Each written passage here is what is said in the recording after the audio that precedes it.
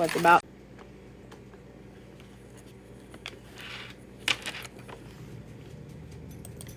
What is up, my friends?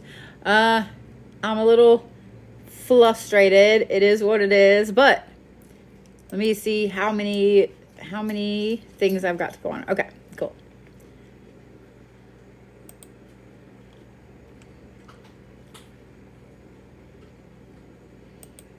All right.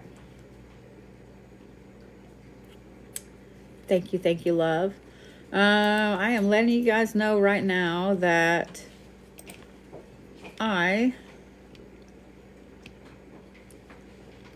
you know what? I don't know what I'm doing with my life right now. I don't know what I'm doing with my life right now. It is what it is. But let me fix this. There we go. We're going to do some bone reads tonight. We were frantically searching to find the box with my bone kit in it because, yeah, that was fun. That was fun. I'm just letting you know. It was fun. All right, let's see here. Miss Anita, you are first. We're going to kind of get right into it a little bit. Retrograde doesn't end until the 25th. So Wednesday, Thursday. Doesn't end until the 25th. So yeah. No, I didn't really get any sleep. It's been a busy day. Thank you, KP. All right. Miss Anita, you are first, and then we'll go from there. So let's see if I got this right there where y'all can see. Yeah. Girl, I wouldn't know how to take a real vacation. I don't think I would know how to actually relax. I'm just saying. So we're going to jump right into it. That's what I thought. All right. Where's my nerd glasses?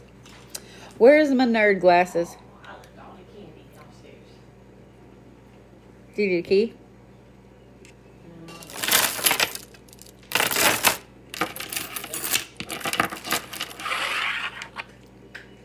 I have a thing right here. I just made it up this day. I'll read. Maybe in a little while when I go to take a walk. All right. Unless you need your candy. No. Miss Anita. So you have Peach Pit and the cat bone up here. So there's a lot of feminine aspects right here. Over here you have the alligator and you have a dyed piece of howlite. Then you have the petrified wood, the foxclaw, seashell, and a danger Will Robinson red crystal over here. This is clearly two sides. I'm going to show you guys that way. Look. Two sides with a very hard thing in the middle. So I don't know if you are going through a breakup, if you have just been through I don't know what this is, but this is literally two things completely separating. One side is very female, one side is very male, very feminine energy, very masculine energy. Here in the middle though, to me, this looks like a push-pull relationship where this has been one of those like back and forth relationships for so long. It was great, then it's horrible. It's great, then it's horrible. You have this grounding aspect and the safety aspect to where this is why I said that I feel like this right here is a really deep push and pull relationship. There's a lot of familiarity. There's a lot of grounding. There's a lot of feeling comfortable with this person because it's been that way for so long. But there's this trickery aspect right here. The fox represents trickery. And then there is this bright red. So this crystal in my kit is a danger, no ma'am. This is a stop thing. So you have two things being hidden with these, I love you right back, with these comfortable aspects. So to me, this almost feels like an abusive relationship. There's just the trickery, the fact that the foxclaw is up underneath that shell. That's somebody that's hiding shit. That is trickery. That is someone not being open and honest. Being that it's coming from that side, I would say that it is this more, woo, I'm gonna yawn, woo, that it is this more masculine energy. The fact that the wood is turned kind of sideways tells me that there is some aspect of this where I don't know if it's this part or what, but it's almost like a someone knows they're losing, so they're trying to get the other person back. And they're trying to hide this trickery. They're trying to play on these two aspects here of, well, we've known each other for forever. This is a comfortable, you know exactly what I'm saying. Any of y'all that have ever been through a relationship like this, you know exactly what I'm saying, okay? Is that you, Annie? Are you Anita there? Marriage is not good, trying to leave, but many things will keep holding back. Okay. So let me just say this. This red crystal right here tells me that this is not a thing. This is not a thing. This does not ever need to be a thing. Again, whatever this trickery is, this person over here, because the alligator tooth is on that side, that is a lot of digging in and not letting go. That person over here is not ever going to change any of this, because this wolf claw or the fox claw is coming that way into the other person. I don't know if y'all can see the clear line and the clear separation of these two. So personally, looking at this, these two people do not need to be together. I don't care how much comfort there is. I don't care how much perceived safety there is. No, the trickery and this is like a period right here at the very base, like period. That's a no-go, because just looking at the pieces over here, like I said, this is a lot of femininity over here. The cat is, the cat walks this world and the other. The cat has a lot of talents, skills, abilities, gifts. The peach is all about someone that's very feminine and nurturing.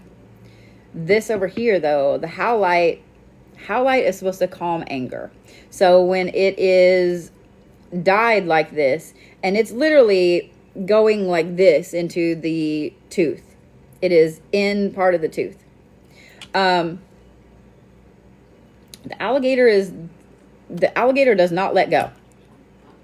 The alligator is not a nice, calm, sweet animal.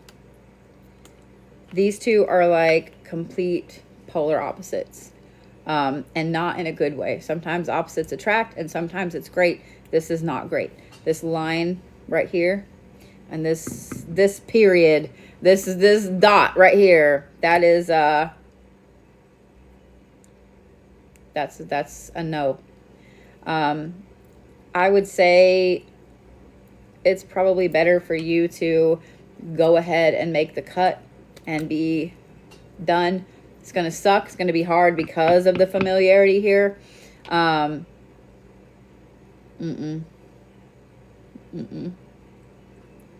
Sweetie, this is not in any way a good union. It's not a good place for you to be in any way, shape, or form right now. Just so you know. Okay?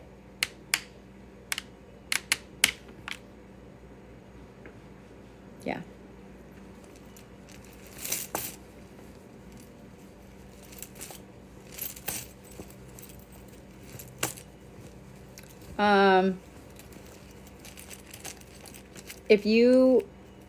If you want to book an appointment, or yeah, I'll help however I can. But yeah, sweetie, this is not, it's not good for either side. But the fact that fox claw is digging over like that, that's not That's not a good thing at all. It's not a good thing at all. Just so you know. Yeah. This, anytime I see that red crystal, it immediately makes me stop and go, whoa, what's up with that? You are so welcome. You are so welcome, honey. So, yeah. You're welcome, honey. And I'm sorry that you're in that situation. I completely 100% understand being in this situation. Make sure this is actually doing what it's supposed to do. All right.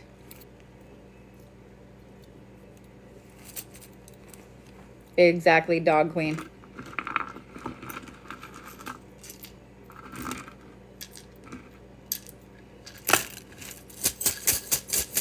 All right, Miss Melissa, ready?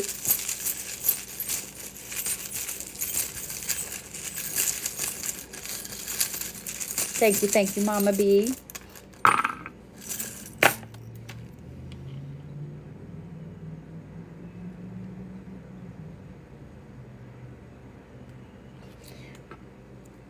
You have a gift that you feel like has been cut off.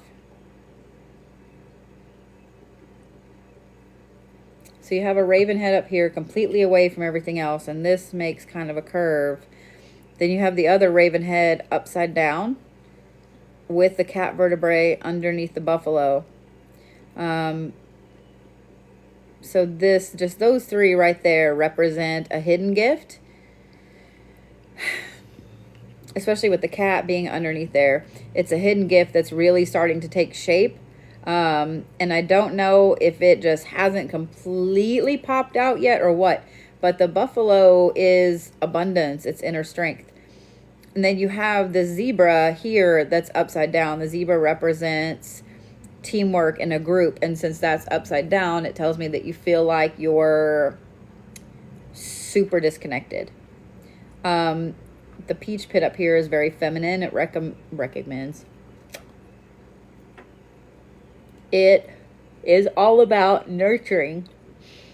So you've been nurturing this alone time because you know this alone time is conductive of ensuring that this gift continues to blossom. But you're kind of warring with yourself a little bit too, because you have the imperial jasper right here, which is kind of... I know better. You know, just leave me alone. I'll do it myself. Like, I totally understand that. I totally understand that. Then you have the scroll, which is knowledge. So this new gift is appearing in a way that nothing has ever, for you, appeared before. We all have ways that our gifts and abilities have appeared, have leveled up, etc. But this one is completely different. And it's separating you from other people. It's separating you from people that have always kind of been in your space, in your tribe, etc. And so your brain is arguing against that because your brain's like, no, I know how to do this. I know how to do this. This is what we've always done. So we're going to do this. But the problem is, you also have this star anise here, which is spiritual protection. And you have the rattlesnake rib. Your spiritual protection, see how the snake rib kind of wraps around there? I don't think somebody's fucking with you, so please don't think that. I don't believe that at all. But what I do believe is that there is something that has cut off your protection a little bit, so you feel like you're vulnerable. And here's what I'm going to say. When you have a new gift that pops out, the old protections are not going to work the same way that they did for this gift up here. Thank you, Miss Ginger. They're not going to work the same. New gifts, new abilities, new protections. Do you see what I'm saying?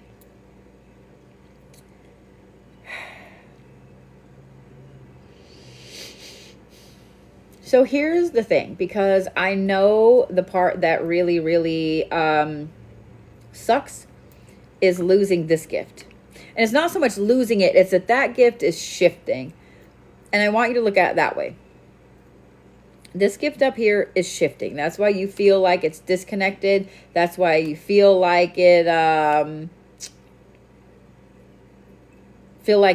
missing an arm you didn't realize you had. When gifts shift, when they level up, it's usually like that. It's not like this really slow, meandering, like, let's just take our time. No. Usually you wake up and the first thing you notice is this gift doesn't work like it used to. And so, like I said, you feel like you are suddenly missing an arm or two. This other gift, however, it has already manifested. The problem is that you don't know how to use it. It's like somebody just gave you the most amazing motorcycle in the world, but you haven't even learned how to balance on a bike. Do you see what I'm saying? Like, you haven't even learned how to ride a bicycle yet. This alone time, this feeling of needing to alienate yourself is a good thing. Don't completely fall off that rabbit hole, okay? Or that cliff, because you still need interaction. But this alone time is going to help you hone this gift right here. It's going to help you get really in touch with this new ability that is popping up, because this is a big one and it's intense, and it's I have a feeling it's going to knock you for a loop when you fully get a grip on it. But I don't want you to look at this as losing one. Thank you, Miss Viola. I don't want you to look at this as losing a gift. I want you to look at it as it morphing into something else, like a mega morph. Like, it's through the roof. That's a lot. So I would start with this. I would actually start right here with swiftly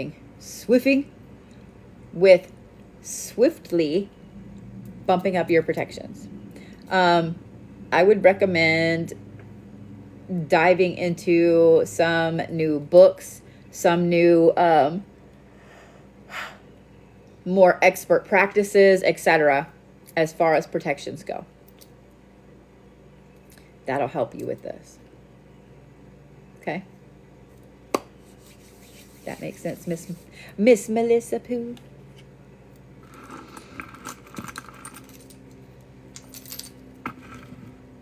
This will be on YouTube later. Yeah, just so you know. All right, Miss Kyndyl. I love the way your name is spelled. Just so you know.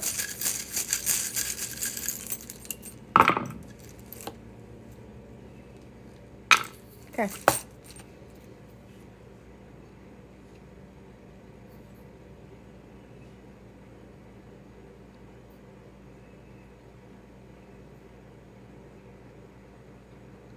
You are going through a big, huge shift. Okay.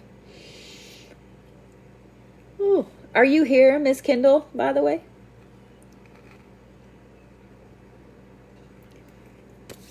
Oh, good, Rebel Child. It's really, really good, isn't it? Yeah. Gotcha. So, are you going back to school? Or are you considering going back to school? Because the first thing I look at when I see this is a huge shift in knowledge. So you have the petrified wood down here. You have the raven head. You have the zebra. Why am I on it? Oh, yeah, because I ate a bunch of Mexican food and my sugar's high now. You have the zebra, which is upside down. You have the scroll. You have the fox claw digging into under the scroll, but you have the turtle bone over it. You have the blank rune over here. Then you have Larkavite, which is black lab. You have the shell, and then you have a deer like dew claw right there. So, just got your master's in divinity. Congratulations. So, here's this, okay?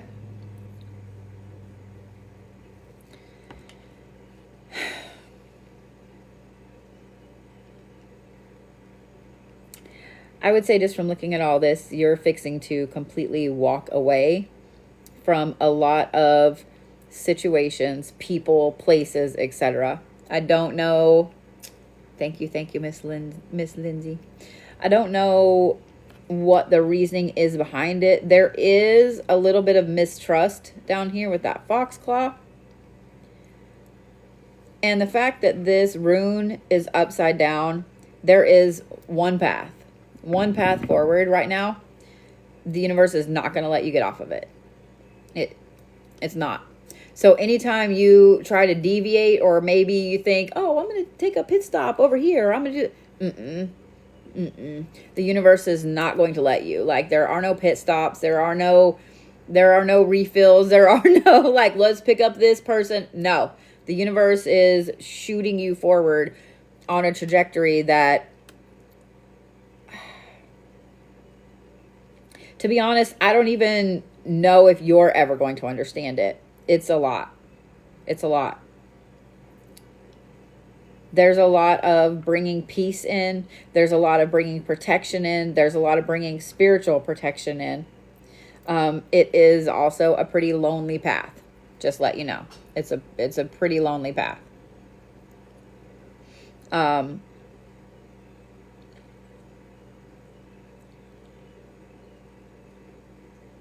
turtle is interesting on the top of there, because turtles represent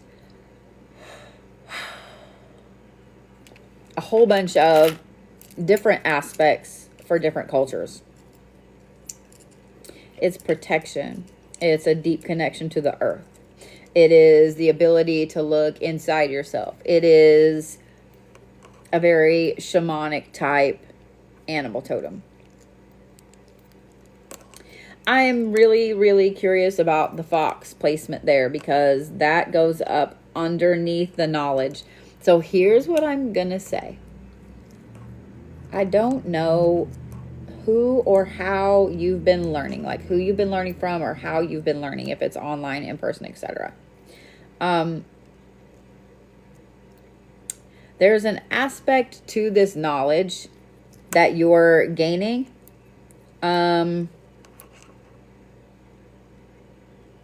I would not be surprised if you have either a teacher, a mentor, or someone else that's taking these classes that tries to come in and either mess you up on your path or does something to try to hinder you from going forward. Like that claw is digging up underneath there. You know what I mean? Like just slightly. So I'd be really, really leery of people who suddenly are super excited to help you, who are all up in your business and they haven't ever been before. Like, absolutely 100% trust your gut. 100% trust your gut, because you have a very specific path and a very specific trajectory to help a lot of people. And this person right here, and I do believe it's one person, this person right here is doing everything they can and will do more to either use you for their own personal gain, to ride your coattails, to whatever it is. Like this person right here, there's a lot of trickery in there under the guise of friendship, under the guise of being your buddy, being your whatever it is. There's a lot of trickery involved in there. Like I said, this is a very lonely road. It's not one where there's going to be every single person you've ever known go walking with you. It's like people are going to start dropping off till it's a very, very narrow path. But like I said, this one here, they have their own self-interests in mind. They're not concerned with anything else. By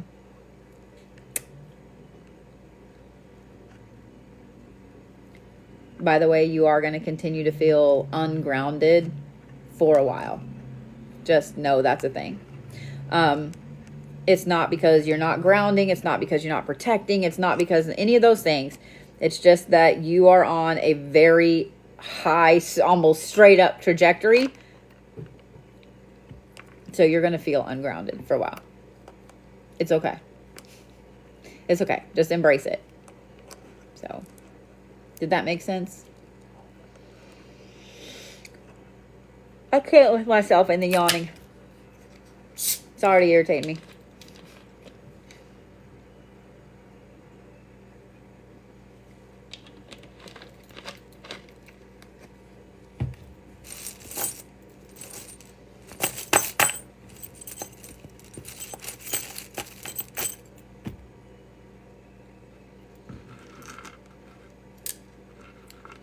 Well, you may not ask, because that's actually kind of a rude question, to be honest.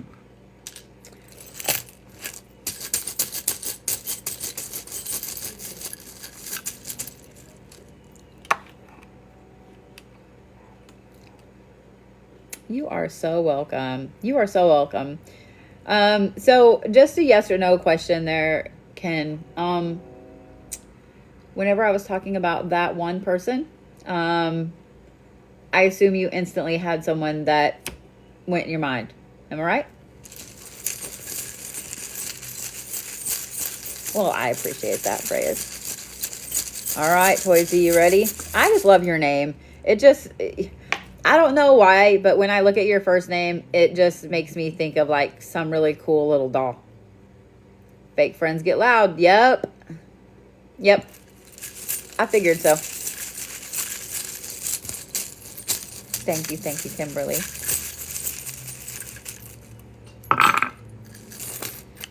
Ooh, okay.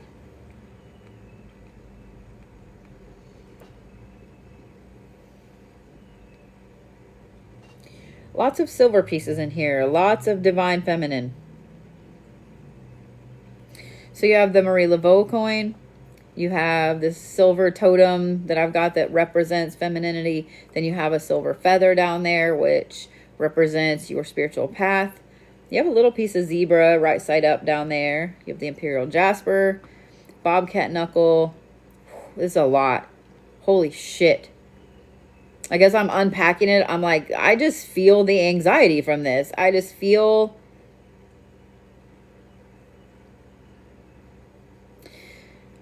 There's also the titanium jasper, the buffalo, the muskrat eardrum, the cat vertebrae, and the star anise. Like, this is a lot. This is a lot. So let's talk about these two feminine pieces right here, because both of them are under the imperial jasper. And the way that this one is here, it's like holding the imperial jasper off of the feather. It's like you are doing everything you can to protect another feminine person around you. I'm going to say probably a younger female. You're doing everything you can to protect this one. You have a really small tribe, and this person means a lot to you.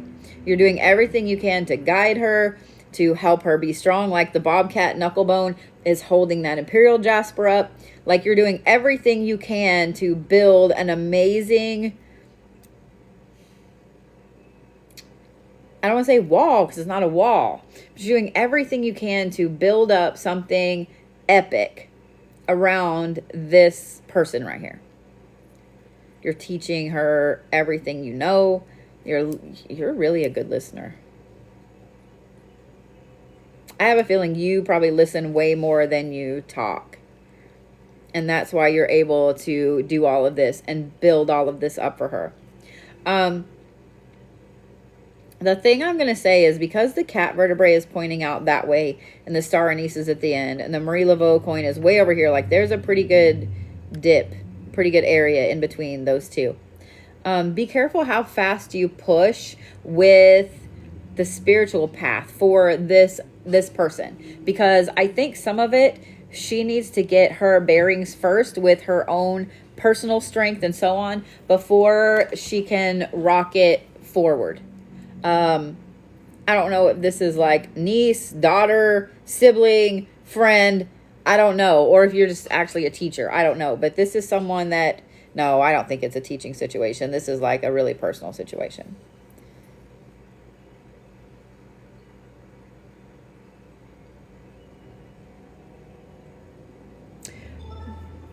Cousin. Okay. There's also a lot of nurturing and helping with inner strength, and I want to talk about that for a minute, because there's a lot of symbols of inner strength here, and it tells me that this person here that you're trying to help, I don't feel like this person is a weak person, so please don't think I'm saying that. But I feel like either she's had a really hard go of it, or, well, no, she's just had a really hard time.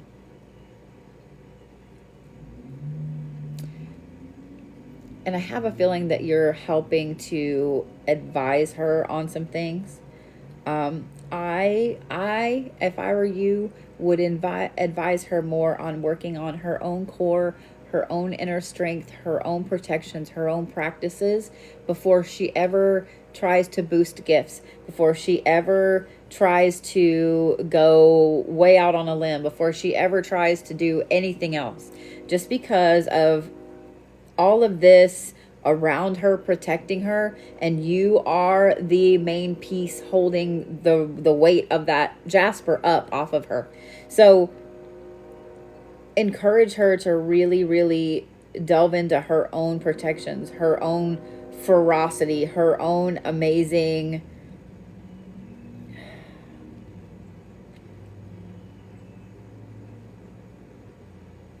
So I'm curious, I do have a question for you.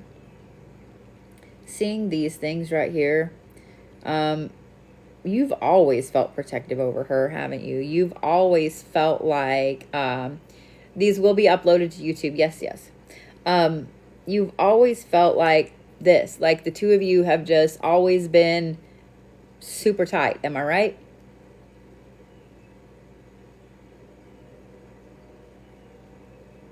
And then I'm curious, like, how much is she younger than you?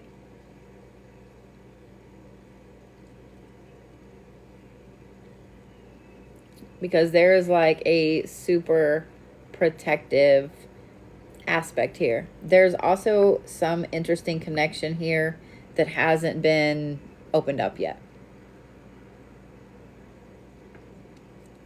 Okay.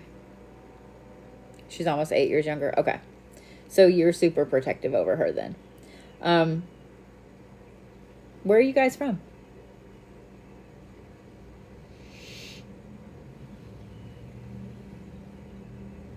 Or did she just move where you are? Pennsylvania? Okay.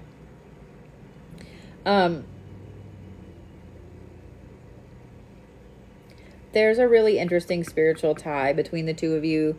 And, oh, okay, you're in Virginia. So she's, okay, gotcha. There's something that hasn't been explored yet. This is just a spiritual connection between the two of you.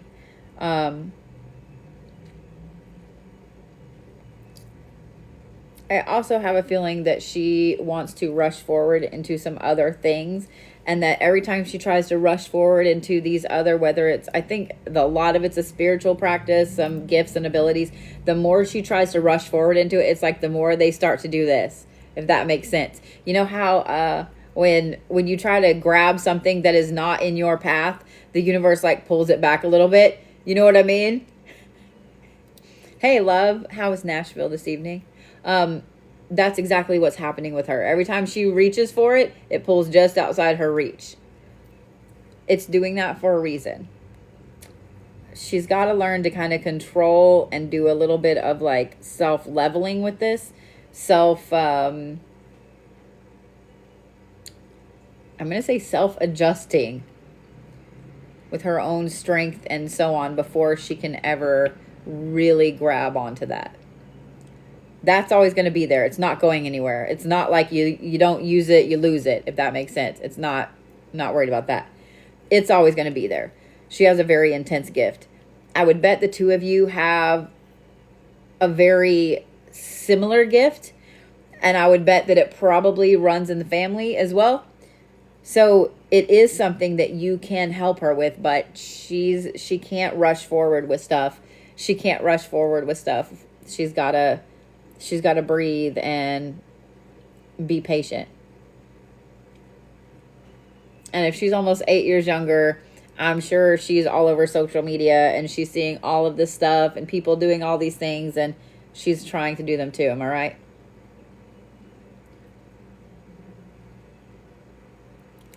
Just teach her how to be her own ferocity.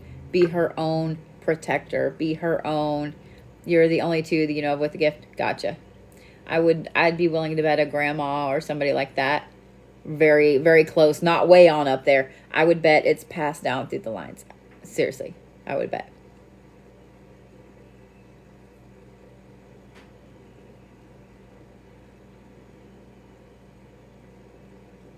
Yeah. You are the right person to help kind of guide her, protect her. Thank you, little bit. And to put you helping her get on her path is going to help you get on your path. Does that make sense? It's almost like the two of you need each other, you to boost her and her to ground you. Does that make sense? It's like yin and yang. Stubborn and calm. You know what I mean? So, yeah.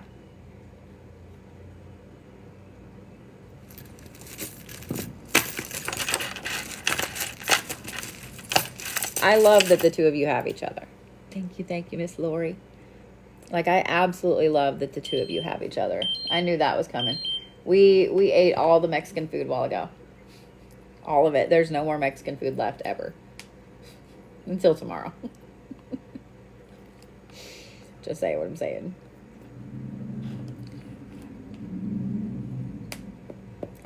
This thing has been malfunctioning all day. I hate it. Hate it.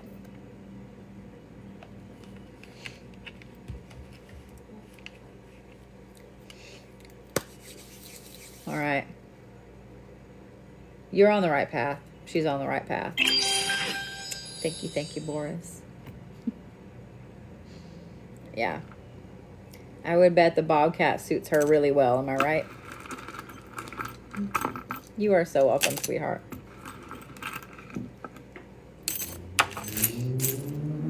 Ask me what? I saw that. All right, Miss Sheri S, you ready?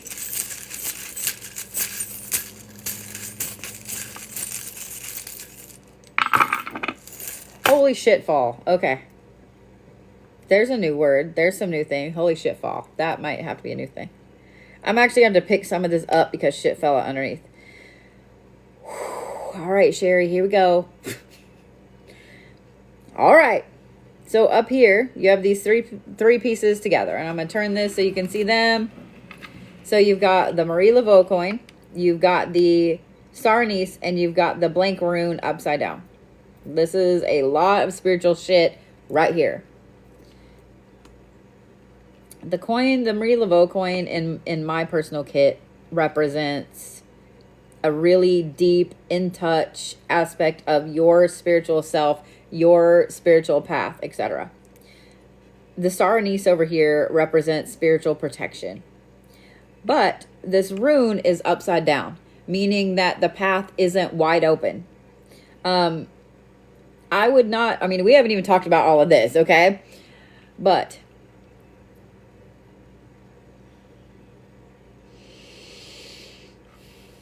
I would not be surprised if your spiritual path was kind of pulling you back towards things that you did, you practiced, you loved, etc. when you were younger.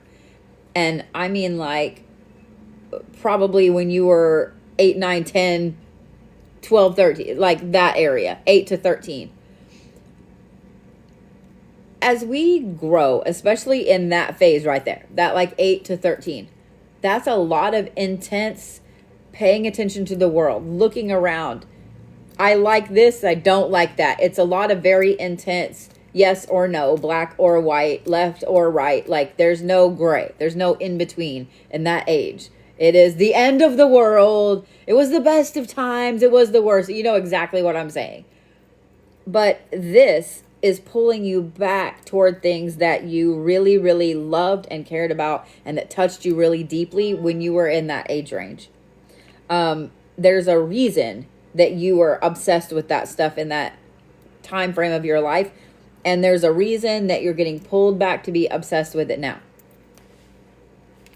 So let's talk about all of this because this is a lot. So up here, you have that zebra piece all by itself. Zebra represents family, it represents a group, it represents teamwork. This up here tells me that you have a really wonderful connection with family, with friends. Like, you have a very tight-knit team that they're not going anywhere. They're not going to abandon you. They're not going anywhere. But this, however, there are like things buried underneath of things. So on top you have the buffalo, which is abundance and strength. Then underneath, you have a yawn. You have the warthog tusk, which represents protecting your own. You have the muskrat eardrum, which is all about protecting your focus, protecting the details. Then down here, I'll pick this up, and then I'll have to figure out how to get it right back down, so I don't fuck anything up. Down here, you have the muskrat tooth, which is about really digging into... I would not be surprised to know that you either were starting a business, you were starting a unique endeavor of some type, like volunteer. Like, this is starting something that takes a lot of dedication, a lot of focus, and a lot of drive. Like, you have to be on your shit moving forward with this. That's why this buffalo piece is on top of there. Over here, you have the Imperial Jasper. Underneath that is a, I don't know, y'all probably can't even see it. There you go. It's a little copper token that has the Tree of Life on it. Up here, you have the titanium quartz. You have the rattlesnake rib. You have the silver feather. And you have the turtle. The only thing that bothers me a little bit is that the turtle is out here. The turtle is just barely, like, disconnected from the group. So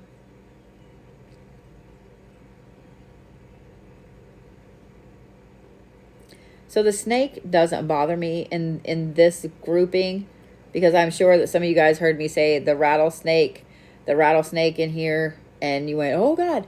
In this case, it represents a massive, intense rebirth of strength, of poise, of focus. Like, I would not be surprised to know that you had something very intense happen within the last 8 months. I would say probably 6 to 8 months ago. That was a major, intense reset for you. Like, losing someone, losing a job, having to move from where you've been for 10 years. It was a humongous shift, reset, pain, fuck this, fuck that. Like, oh my God. Like, it literally was just a complete upheaval. And I have a feeling that, especially with this, but with this here, you feel disconnected. Even when you're with these people here that absolutely love you and would do anything for you, you still feel a little disconnected because of how intense this shift was.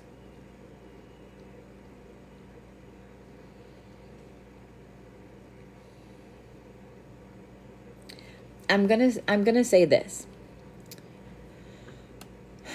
When we have a super intense shift, a loss, something like that, some people wallow in that pain for a very long time. They allow that pain to defeat them. You are not that person. Everything that's right here, especially with the 2 muskrat pieces and that warthog tusk, it tells me that you allowed yourself to really kind of go through all of that pain, that hurt, etc. And then you literally turned that into a laser focus. Like, this is where I'm headed. No one is knocking me off of that. Like, pff. I'm proud of you for that. Like, super mega crazy proud of you for that. There is nothing that will stop you in what you're wanting to do, whatever this endeavor is. Okay? Thank you, Celestial. There's nothing that's going to stop you. That focus, that drive, that attention to detail, and this tight-knit team that absolutely loves every bit of you, my friend, there's not a damn thing that's going to stop you.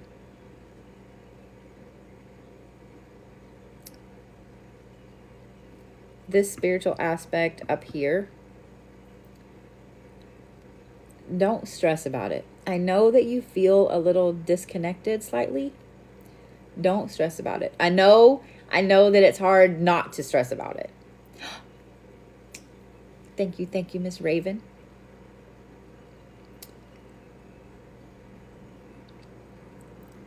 You're amazingly protected. You're amazingly protected. Don't stress about where you're supposed to go. The universe is going to just be like, here's runway lights, go this way. Like, it's going to be super obvious for you. Thank you, George. Just so you know. This is a massive rebirth for you, my friend.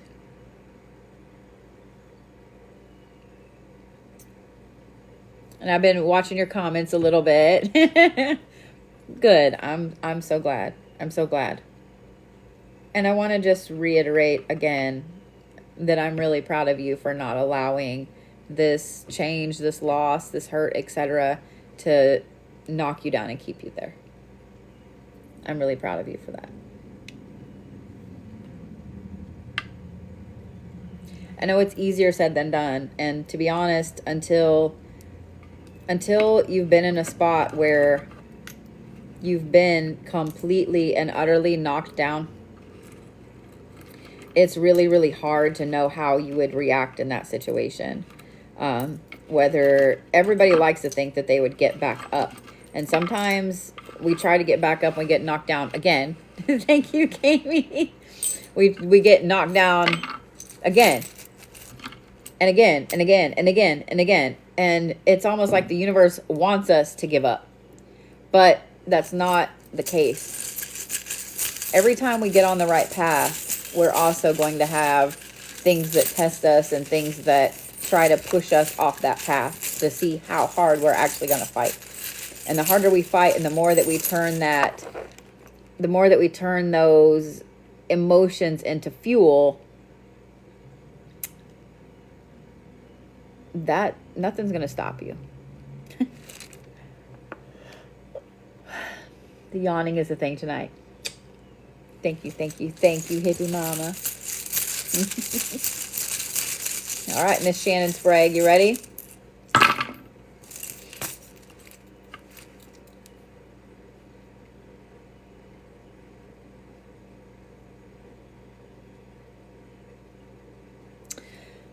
So you have the muskrat tooth down here. I don't think anything else is there. I don't know if you guys can see that, but that zebra is being held in place by the wood, so it's sticking up like this. Okay. The zebra sticking up over that muskrat tooth. It's almost like a shield, in a way. It's almost as if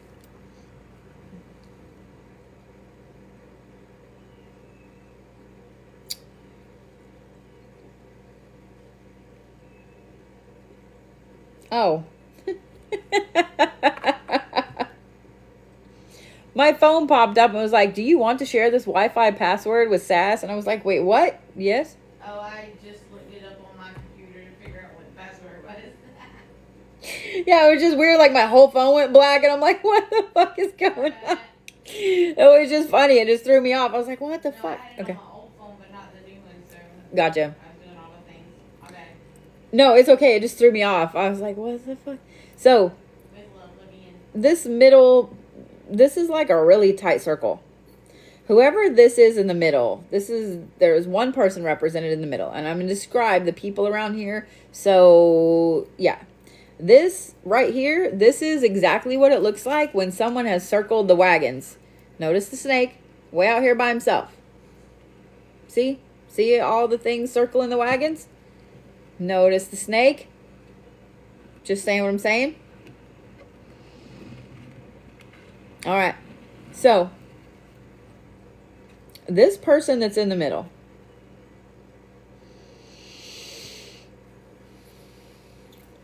this is someone that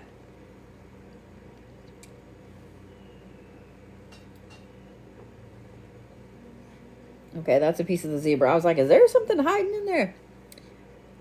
This is someone that is the rock of everybody else. They are the rock of the family. Not only are they the rock of the family, but they tend to ground everyone in the family. They ground everyone in the group. The buffalo down there, they are overwhelmingly abundant with multiple areas of their life. One, they have a very close, tight-knit group. Two, they do not, wow, my accent. They do not, they're like that quietly judging person. Like they sit and they just watch and they just pay attention. I would bet they sit like this a lot and kind of go, you know, like that. They don't even have to do that because you already know from their body language that they are watching every fucking piece of breath you take. But they are also the protector of the family. Is this person ill right now? Because this is people circling the wagons. And this person in the middle is still trying to protect the others. That's why this is over this muskrat tooth, because this muskrat tooth represents someone that's younger, maybe more idealistic, maybe rushing forward, etc. Then you have the star anise, that this person is truly trying to protect this younger person still. Then you have the peach pit, which represents somebody that is very, very feminine, wants everybody to know, like, I am the queen. Then you have the muskrat tooth the warthog tusk over here, which is a lot of very intense feminine strength. Like, this is a whole big gaggle of girls right here, because this one is someone that's very connected spiritually. This one is someone that's very intelligent. However, they are probably not super street smart. And then you have the fucking snake way over here that is just kind of circling. So whatever this circling the wagon was around this person in the middle is absolutely warranted and continues to be warranted and is not something that no guard needs to be let down right now. None. I don't know what or who this snake represents, but these people around this one rock in the middle, they need to stay around that rock in the middle. All of them together is what's going to keep the group safe from the snake. Does that make sense? Does that make sense?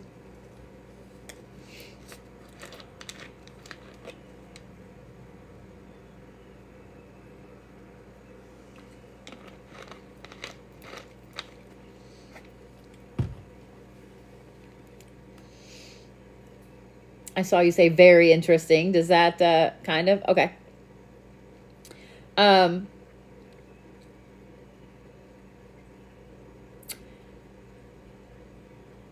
feel like the person in the middle is sick. And this could be something chronic. This could be something this could be something more intense, such as cancer or something. But this person in the middle is not doing well. They're not letting anybody else know that, because they are the backbone. And they're still trying to protect other people. Like I said, I don't know who or what the snake is, but don't be letting the guard down. Don't be letting the guard down right now. Even if this one here in the middle is like, no, everything's okay, everything's fine, I've got this. Okay. Hey, are the doggies in there with you? Or are they on my bed? Huh? I ain't seen the dog. I can't see nothing. One's on the couch. Bear Bears. Is that Bear or Zeus on the couch? I got Zeus on the couch. Bear. We had an issue with the dogs getting let out earlier. Huh? I'll go find Bear. Okay. I'm going to be paranoid. I know, because that was some messed up Mm-hmm. stuff. My kid came home from school and the dogs were outside. They don't get let outside. They were on the roof. And I legit had a freak out. They're right there. Okay. They're both on the couch. Oh, yeah, I see his tail. So we're both freaking out because there's no way. There's no way. There's no way. So we can't figure out what happened. So, Harlan played a trick. so I will be putting a bolt lock on the door, and yeah, we'll be getting the little patio out there enclosed this weekend, because yeah, there's no camera out there to see what happened. There will be later. There will be later. When I get off of here, that is a priority, is moving cameras around to see what it is that we can see. But yeah. Yeah. Well, the baby gate won't work there because that's actually the back door. So yeah. Huh? Oh, did you forget yours downstairs? Yeah. So, I figured I'd let you know. Shannon, yeah, just don't let your guard down about this person in the middle. Okay? Yeah, I'm glad they're okay too. Like I was freaking out. Sass was freaking out. Kay was freaking out. Like, yeah. It does worry you maybe about your grandma. I will say this. I think that she knows that she's sick, and I don't think she's telling anybody else. So, yeah. Just saying what I'm saying. Nobody told me I had a weird thing on my eye right there. So, yeah. Yeah, most older people are not about to tell you that they're sick. So yeah. My dad is the same way. My dad is the exact same way. Well, I can see it right there. Right there. It's all right.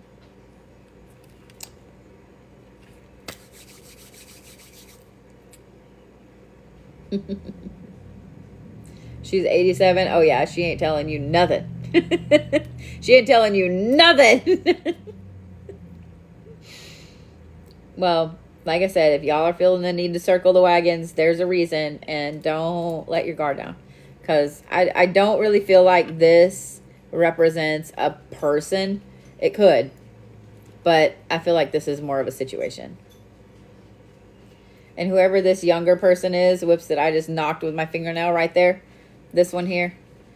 The muskrat tooth represents somebody that's very young and idealistic. So, yeah. Are there a lot of women in your family?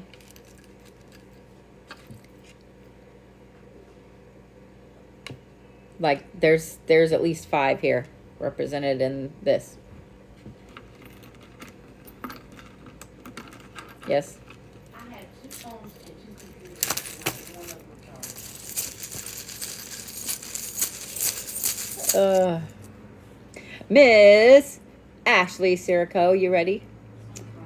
I'm going to refresh my list here. Well, as long as I don't talk, I can get through them pretty quickly. But if I flap my face,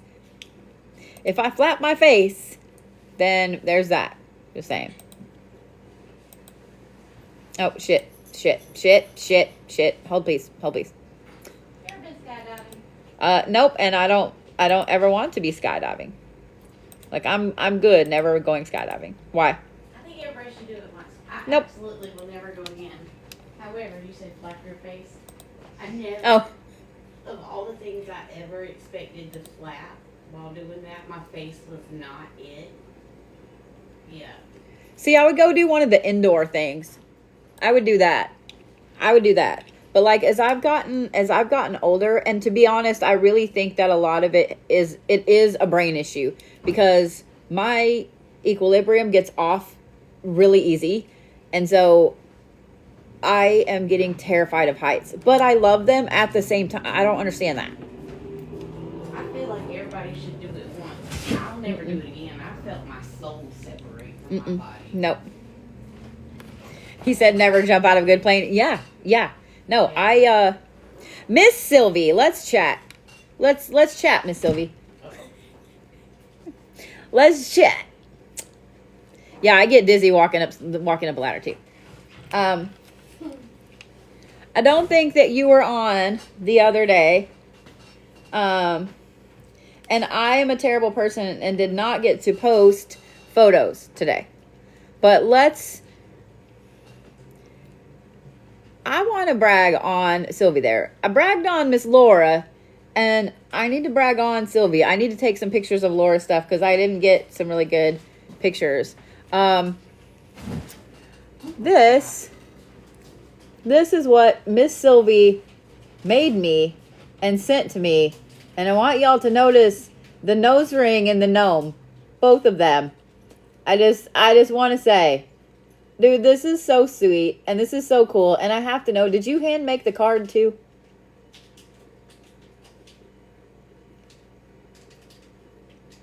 I'm just curious.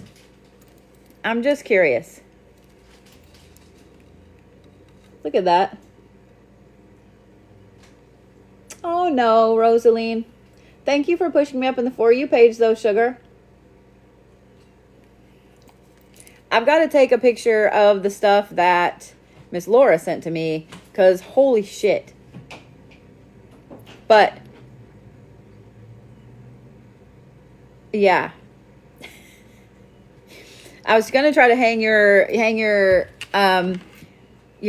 picture up that you sent. I thought you probably did.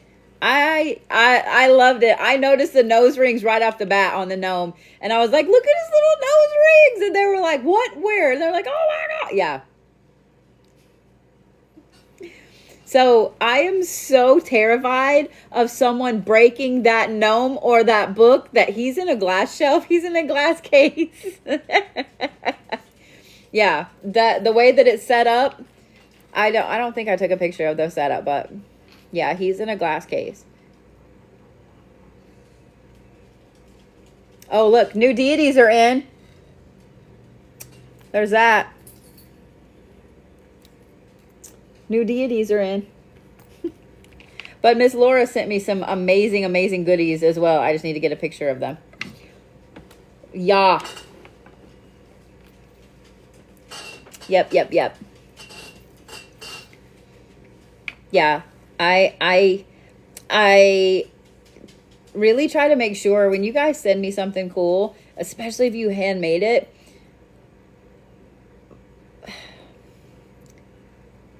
anything you guys send me, like I don't know. I'm a big gift person, you know, like I am that person. I love it. And it's, like I am a big gift person, and if I take the time to hand make someone something, that's a big thing. You know what I mean? Like that's a big thing. So I am terrified of any of my gnomes getting broken, but especially that one, knowing you handmade it and hand painted it. It's like Laura, that dream catcher that you sent me, she sent me this gorgeous like 4-sided dream catcher, and it was in my office for the longest time, and I was like, no, it needs to be like outside where it can be appreciated. And everywhere I wanted to hang it, I was like, well, what if somebody touches it? Like, what if somebody touches it? So I finally figured out the best place to hang it. It's like right over the counter where there's a table in front of the counter. Like you can't even get close to it to touch it. The beard was a bit tricky. Oh, I'll bet. Especially with the glitter. I'll bet. Gavin, your stuff lives in my office. But now I got to find a place exactly not found. Don't you touch my gnomes. I have a whole bunch of gnomes that you all have sent me, and I love them. I love them. They are all over the shop. And I know somebody said I needed to update my gift list, and I'll get that updated. I'll get that updated, I promise. All right. I gotta focus. Yeah, gnomes and fairies and fun things. But yeah. What are you doing over there? I didn't know you were right there. I thought you were over there. That's why I was looking over there. It's dark in here. It is dark in here. No, I walked outside to smoke, but it's windy and I don't have something to put anything out in. So I mean, you could go downstairs in that little alcove.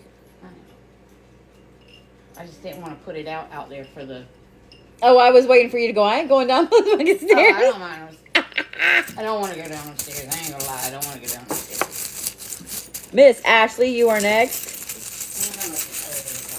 One of them overly chair lifts. Everybody keeps telling me that. You know, that's a wide staircase, but not that wide. You know one of them that folds in, though? No. Like you just pop it out? Like a collapsible. Yes. We'll just get a pulley system. If you got a pulley system off the side of the roof for groceries and stuff, like, it's totally doable. Don't think I haven't thought about it.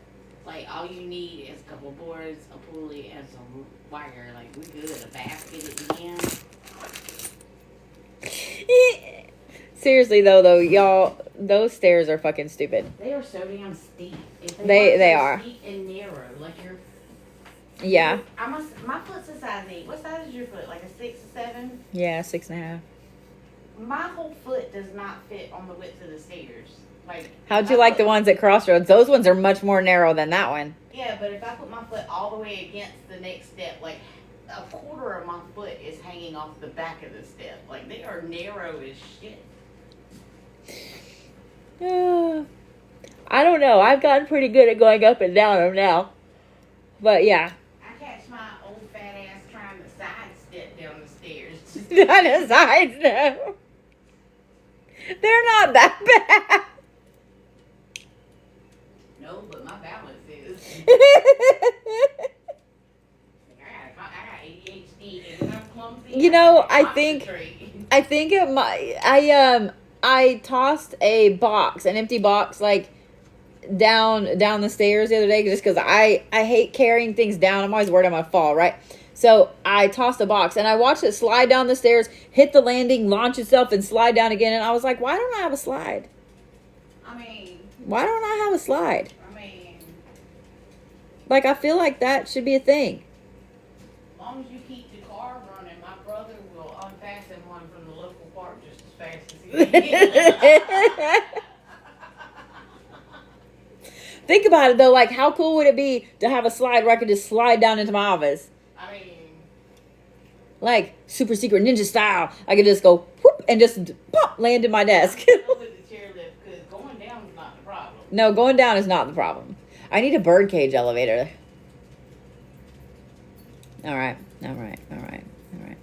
No, I totally would love a slide. I have always been terrified of, like, the fireman's poles. That's why I could never be a fireman, because I don't want to, because reaching out to grab the pole, I'm so worried I'm going to fucking fall.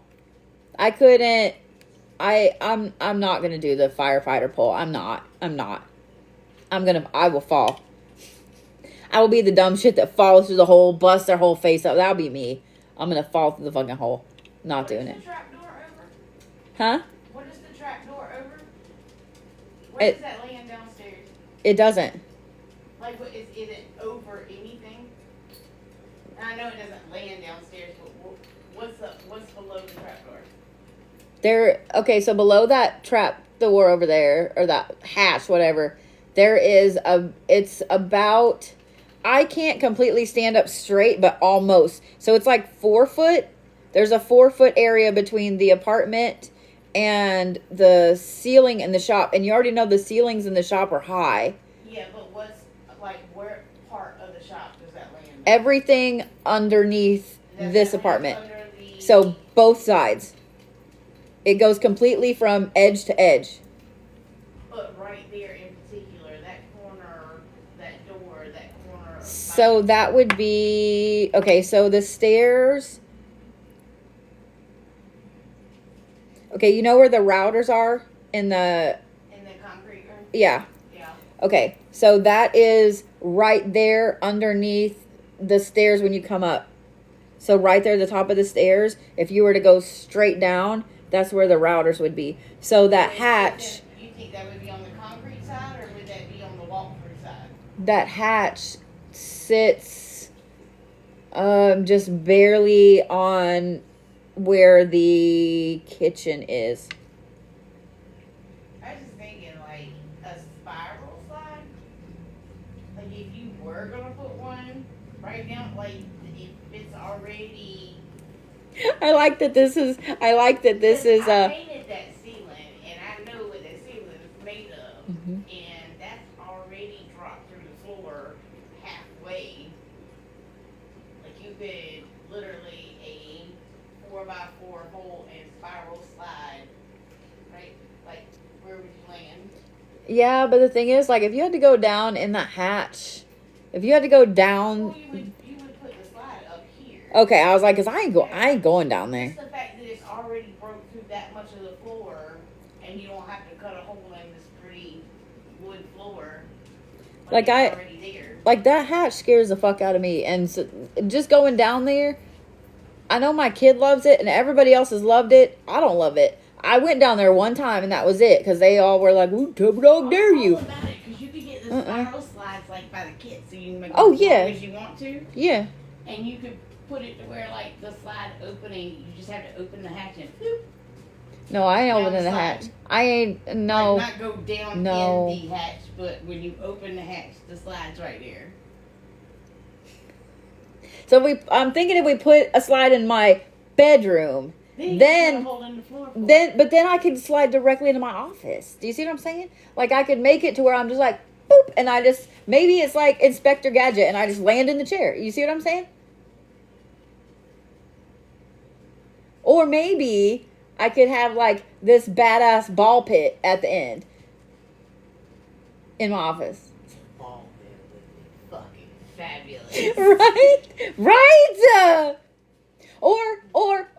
Or even we could put it like over here somewhere. Oh, god damn it, the hatch is the best place. It is the best place. I don't want to go in the hatch. And then like it would be out of the way, and then you would just open the door. Like you wouldn't go down in the hatch. The hatch would cover the opening of the slide. Like you would just. And I'm not scared of a lot of shit, but no. I will go in some spooky, haunted, crazy fucking places, but not that. you wouldn't go in there. You would go straight into the slide. Slide passes through there. So what if we did this? What if instead? What if instead? Are they cracking up? Cause I don't know. I haven't even looked. Yeah, they're laughing. Y'all, I'm going to take a video of that fucking hatch. I'm not kidding. Off of the side of the damn building into the parking lot, not to have to go up. I'm not kidding. I'm not kidding. What if we, because we could put, oh no, that's like a brick wall, so we don't want to dig through the brick wall. But what if when we enclose the patio out there, like, dude, we could absolutely make a really badass, like, and when we do the thing down there with the back part, we could land in Brody's old office. It's already open. What if we had like, I'm thinking like Emperor's New Groove, like Yzma's thing way down there. Like, what if we had that? But the back office is already closed off with the windows, right? Yeah. It's already closed off with the windows, so we could put a ball pit up to that big window. I'm glad you're on board with the ball pit. Right, and then you don't have to open the door to let the balls out. You could just like slide your ass out that big ass window. Yeah. Yeah. I'm thinking this is doable. Dude.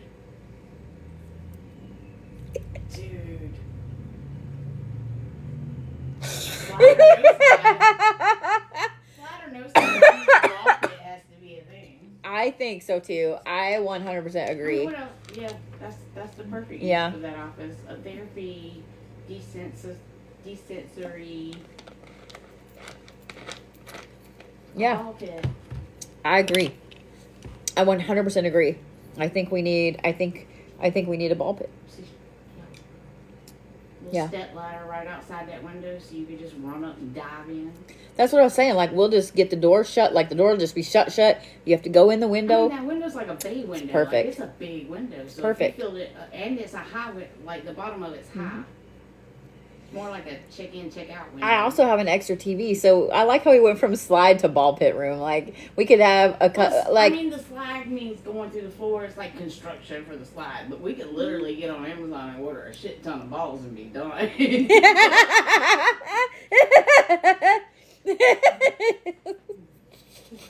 We do need to redo the ceiling in there, so we could also do like a really cool like cloud ceiling and make it like completely the slide means hauling lumber and parts and shit. I just love how we went from like a chairlift to an elevator to a slide into a ball pit, and then I am going to go ahead and veto anything to do with the hatch. We're not doing that.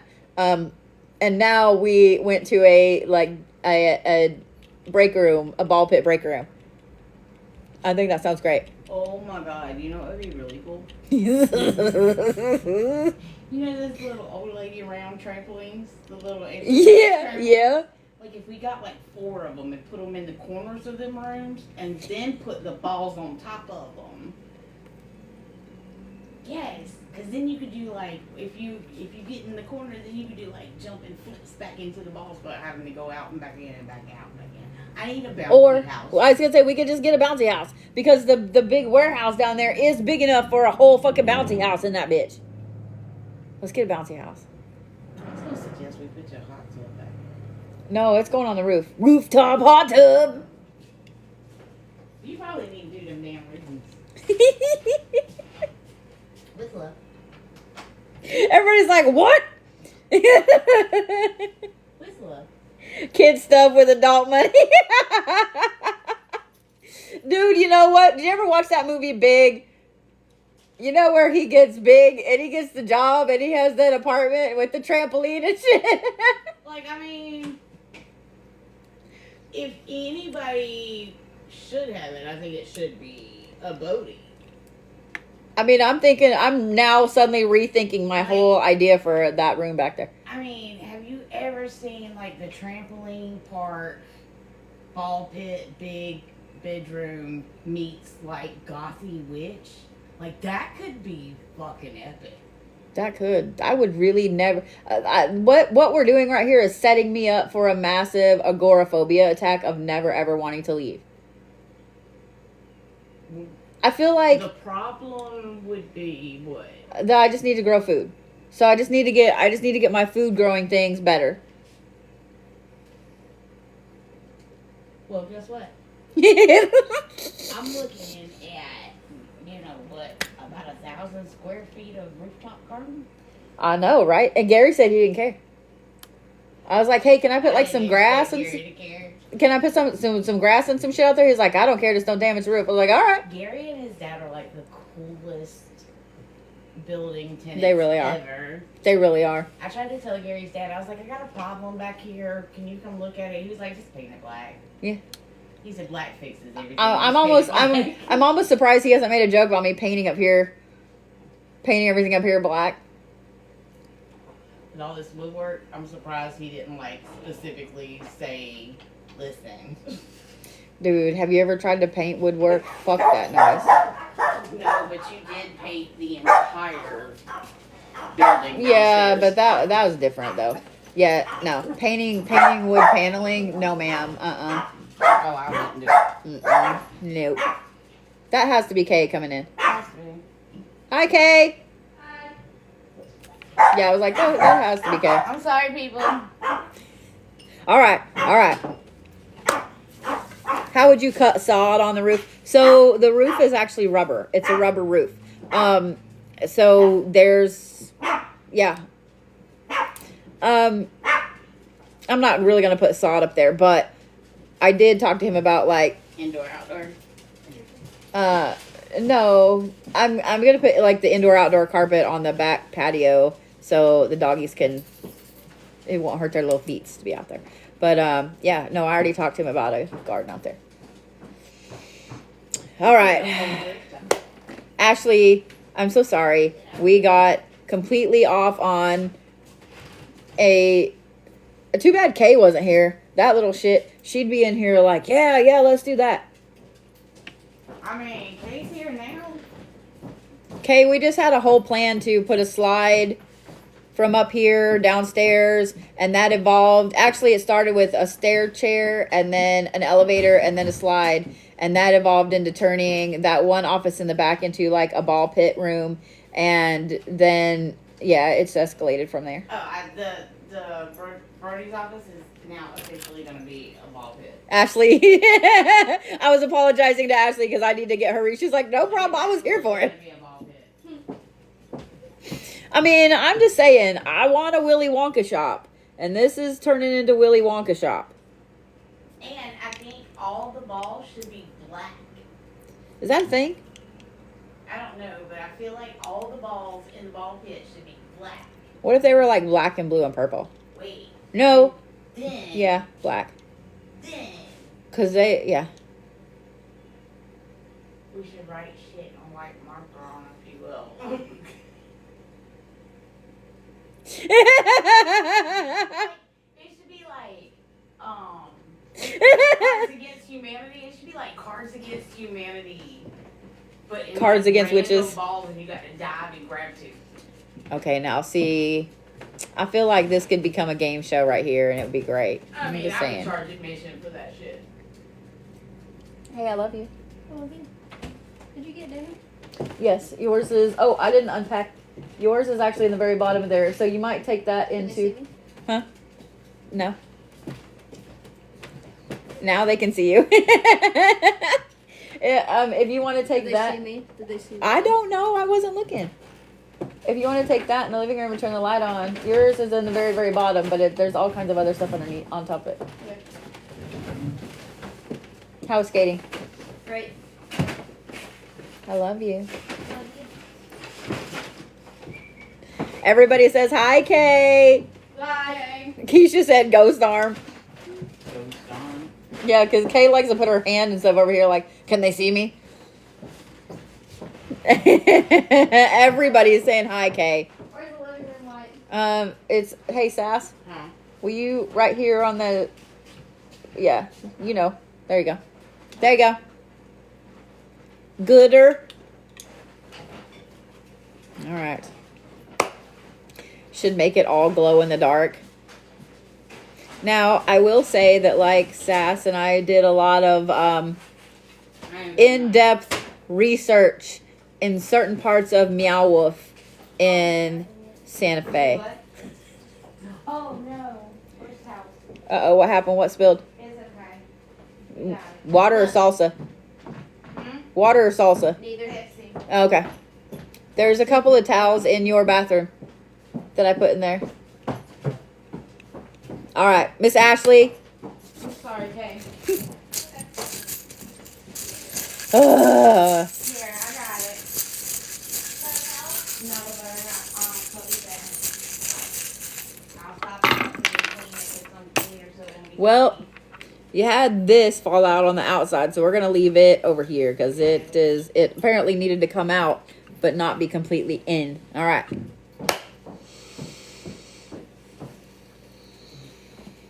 you find it later? No. I'll need that. So this is actually the black Tektite, and it's way over here. Fell way out like that. What do you need, baby? Later. Okay. There's a whole bunch underneath the sink, if you need it. Huh? I said we could mind your business. All right. Then let's talk about all this shit down here. We can like.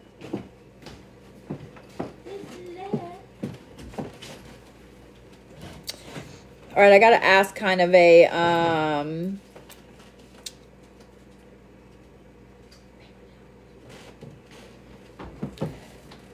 personal-ish question. Does that make sense? Because there's a lot of things here that are feminine and have to deal with like those kind of issues. So we'll just say that. I don't believe this is like any health-related thing, but I'm curious. That's what I like about him. There was a girl at school that told me. We'll talk about it. The teacher walked up and she got sexy as hell. So you have a peach pit, you have the turtle, you have the petrified wood, you have the seashell, you have the zebra upside down, and underneath that you have the alligator tooth. You have the lapis up here, you have a scroll, you have a turtle bone, actually, another turtle bone. And then you have this feminine piece right here. So the reason that I asked or mentioned the feminine thing, I'm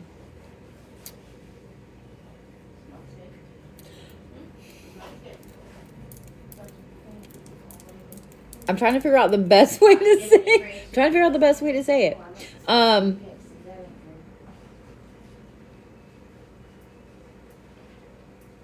Are y'all trying to have a kid?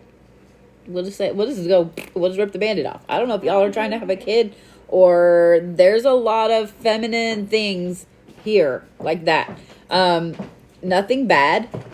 It's more abundance. It's more all of this feminine power right here. But the fact that these four touch each other and those two, like, that's a lot. That's a lot. That's a lot of grounding. That's a lot of protecting. That's a lot of nurturing. That's a lot of growing. Everything here points to something like that. You did 1.5 years ago. Okay.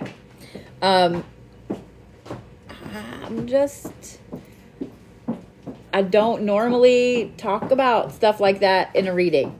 I don't normally mention anything at all about health or anything. But let me reiterate, please. I don't see anything bad. Okay. I'm just saying. I don't see anything bad. There is a very intense queen vibe, especially with this lapis right here. There's a lot of ferocity. There's a lot of, and by ferocity, I don't mean bad. Bad. You're looking to have hysterectomy. Okay. Unless it's medically necessary, I would say give it a little bit. Does that make sense?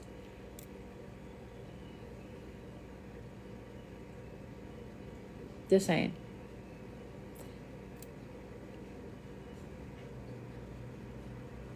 I'm just saying what I'm saying. And I'm going to leave it at that. I'm just going to leave it at that. But the fact that this tektite fell out way over here. Thank you, Shavana. The fact that the tektite fell out way down here, we're going to talk about that. Because that one kind of bothers me a little bit. This doesn't bother me. Like this over here is like, these are the right conditions for abundance. Let's put it that way. And abundance doesn't always have to mean, kids or whatever. These are the perfect conditions for abundance in a lot of ways. Knowledge, spiritually, home-wise, protections, everything. Okay? But this up here, the fact that this tektite fell out and tried to go underneath the bowl, I know that and it was also upside down. It was completely upside down. I know that you feel like spiritually you may not be super protected right now. You can't? Gotcha. I know that you don't feel super protected spiritually right now. Like you feel like something is off, something is not right, like the things that used to work don't work anymore.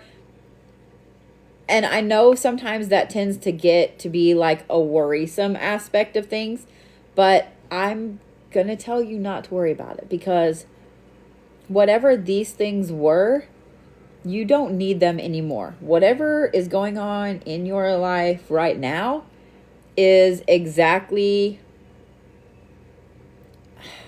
I want to say the word perfect, and I don't know why. Everything has fallen into place exactly as it's supposed to fall into place. And here's the thing. I know I said like if it's not medically necessary to just hang on a little bit, and then you said you can't have any more kids health-wise, period.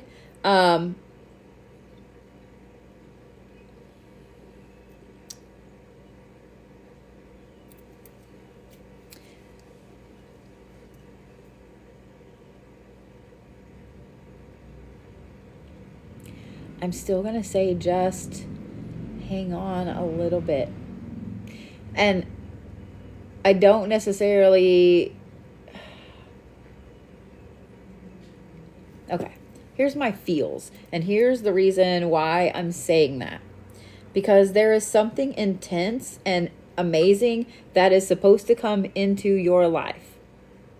Whether it is that, whether it is something else, I don't know. This represents something intense and amazing that has to deal with a lot of feminine energy, a massive amount of female empowerment, and it's a lot of good. Like, there's nothing here that I'm like, oh shit, in a bad way. There's nothing here that's bad. All the conditions are right for abundance in your path. So that's why I was saying, especially with this queen energy right now, if you can hold off a little bit, I would. I don't know if it's because something, some fur kid, I don't know what it is, but there is something that's supposed to be coming into your life. So,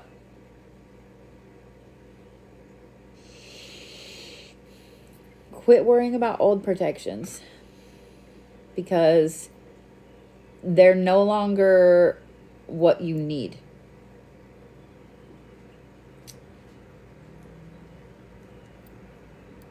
I'm just saying what I'm saying. I remember why I put this one in here, because it's fun to play with. I'm just saying what I'm saying.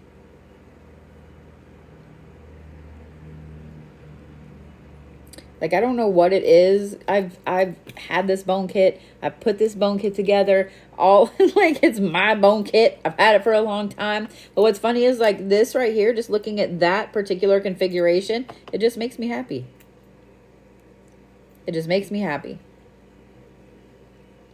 Like, the feminine aspect is helping to empower all the grounding and the protection of the whole. There's a small, tight-knit group that's very ferociously protecting each other. There's a lot of really wonderful, amazing queen energy here. There's a lot of intimate knowledge, especially when it comes to the inner workings of the group. And again, it comes right back to a feminine piece. So I don't know if Jason's listening or not, but he needs to listen to you.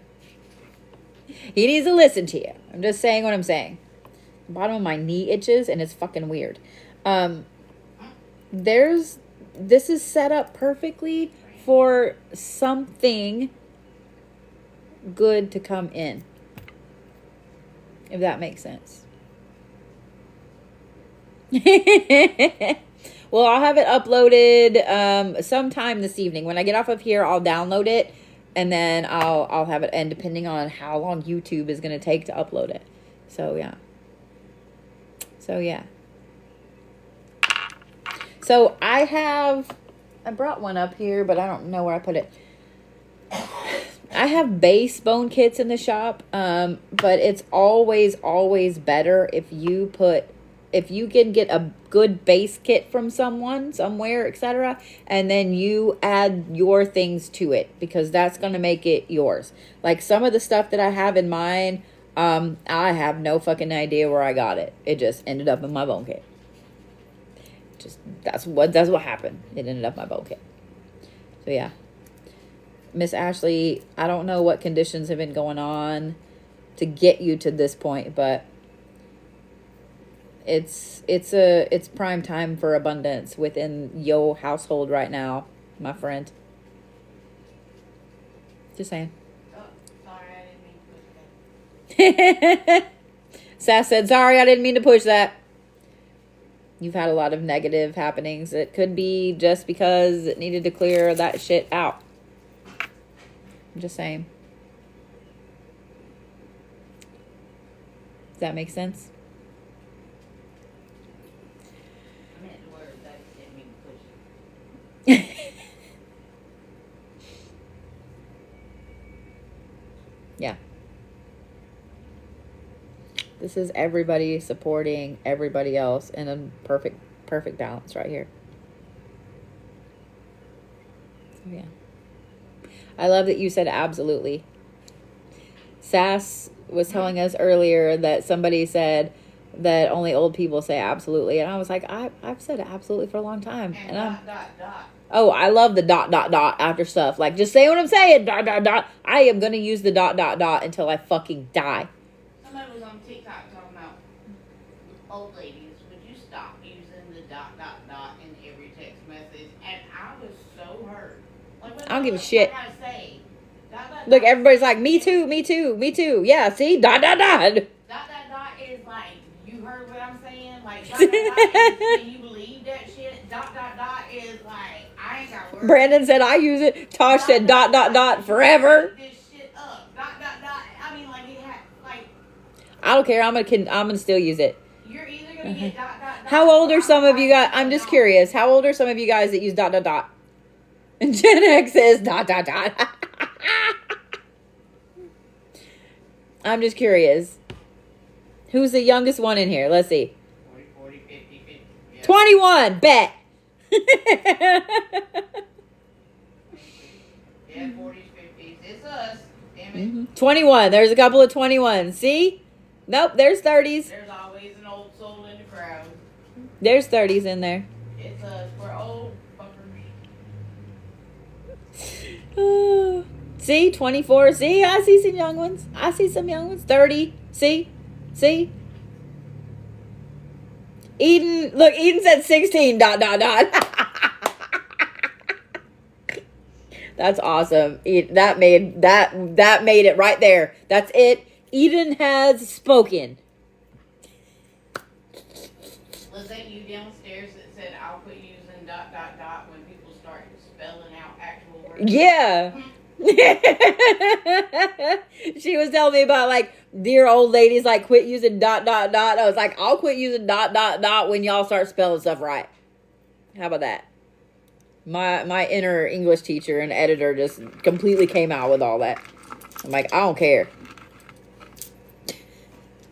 I wrote too many MLA, ALA, all the fucking formatted. No, not ALA. Or is it? I don't know. APA. It hurt my feelings. I don't care. Like, I literally shut Twitter and was like, the hell you say? I mean, not Twitter, Brandon said, I will absolutely continue to use ... Me too. Absolutely. Me too. APA. Thank you. Yeah. I wrote way too many fucking papers. AFK. IDGAF. Yeah. I'm just saying. I think all of those things. Yeah. Yeah. Yeah.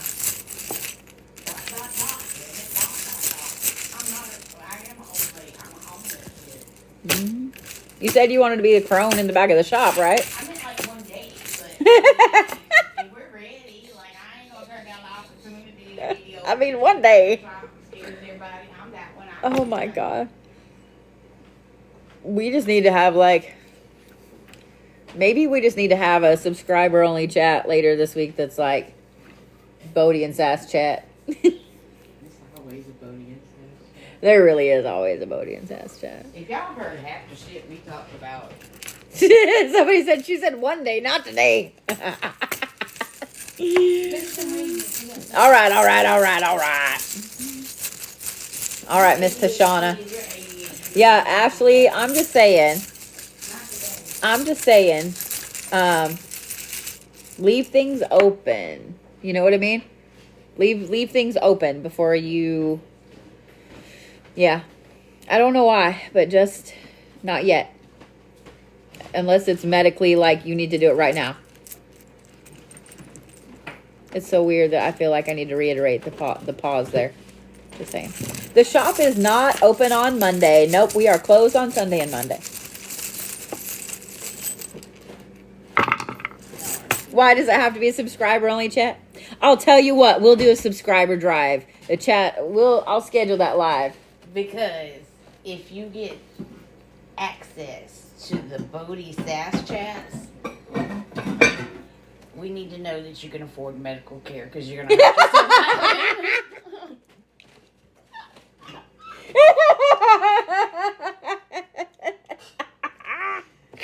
Well, also because, like, I gotta keep the trolls down and Yeah. You know what we should just do instead? Maybe we should just like have a specialty Zoom meeting. Because the only thing is like Like, we gotta invite people to that, though. the only thing is like with the talk tick, like, man, we can get into troubles.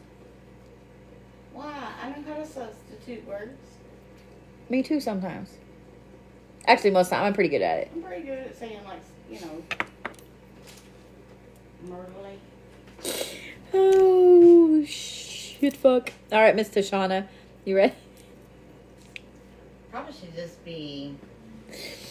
Uh, We need to sit down and just record some. maybe we podcasts. do just need to sit down and record some podcasts. Yeah, Keep threatening. the Bodie and Sass podcast hour. Yeah, I think that'd be fantastic. Alrighty, all right. One witch, one bitch. Can we switch off every week? I mean,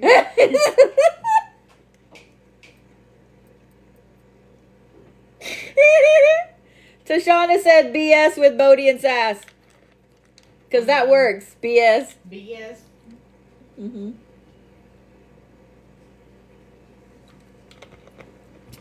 Thank you, Bad Boo Kitty. Mods, will one of y'all write that down and we'll go have some fun. Let's fix it. We'll go have some fun later. Focus. I am, bitch. Shit. All right, Tashana. You ready? Thank you, Bad Boo Kitty. I appreciate it. A lot of times if they're not using the blue Bodie or a variation of it, I don't see it. So if y'all come across one that's not using the blue Bodie name, but they're using my face, please, please, please let me know. Okay? Because, yeah, I can usually get it taken down. All right. Tashana.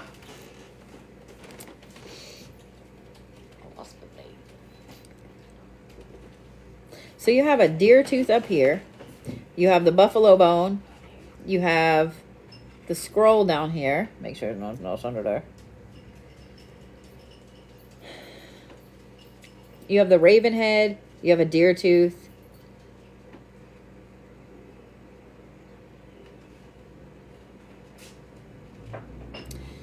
You have the plum pit, which represents the masculine. You have the petrified wood and the zebra upside down. Okay, seeing that the teeth are flinging out like this. Teeth represent abundance, and having them fling out like this with a male entity right there, this is literally letting go of shit. These are like jutting out, they're exploding out. And I don't mean that like I don't mean your abundance is exploding, your abundance is leaving, but this is absolutely ejecting some stuff out of a situation.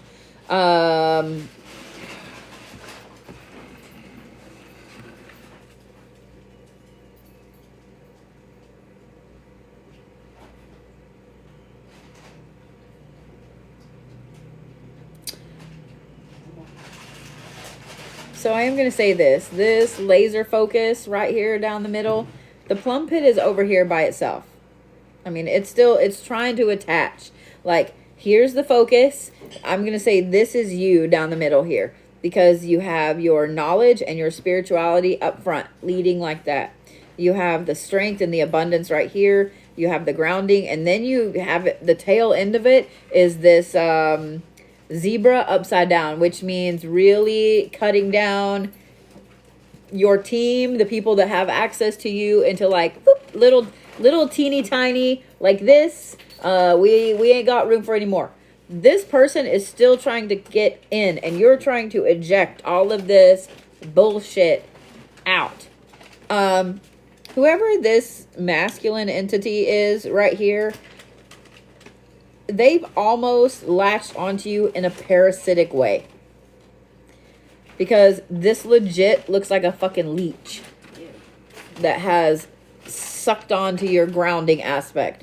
There is a teeny tiny bit of air, but it's like that much. It's like what my grandma would have called a frog's hair. This masculine entity right here is like, this is a leech, parasitic type of, don't leave me, I'm gonna latch onto you in any way I can. But with these two teeth like exploding out like that, I am gonna say that you are 100% right to be ejecting shit that doesn't belong to you anymore, that doesn't need to be there. Thank you, hippie mama. Thank you, Miss Gail. You're 100% right to eject shit away. And I keep saying eject because these literally look like they've been like just flung out. Like somebody's just spitting teeth out, okay? But whoever this male is, they're still hanging on to you in a gross way, in a parasitic, blood-sucking way. You're going to have to chop that off and cauterize the wound. Like, this is a complete block situation. No more contact. Don't need it. Whoever this is, like, don't make me come down there. Don't make me come down there, my friend. I'm not ready for Florida yet. It's not quite warm enough down there yet. I don't think the water is quite warm enough down there yet. I'm just saying, like, don't make me come down there, because this is like a parasitic person, and I'm just gonna leave it at that. They need to be cut off, and that wound needs to be cauterized.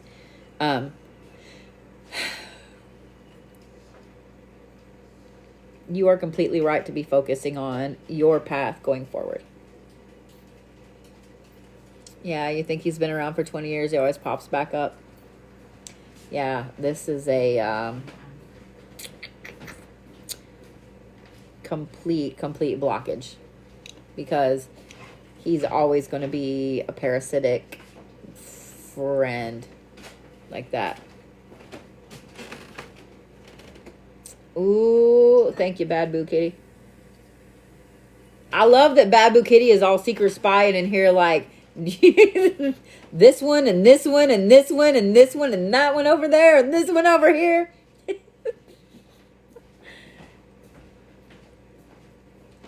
Thank you. Yeah. Tosh, this, you're feeling hissy. I love that. I was earlier, man. I woke up pissy. I was pissy most of the day. Yeah, I was a pissy ass pissant. And then I got hangry later, and I was being a bitch. Yeah. So Tosh, like, don't make me come down there. I'm just saying. I could see you though, like, well, if I don't cut him off, maybe Bodie will come down here. That sounds like Your house cleaning phase of healing, so no problems yeeting him. Good. Yeah. I just don't like I've never seen this plum pit.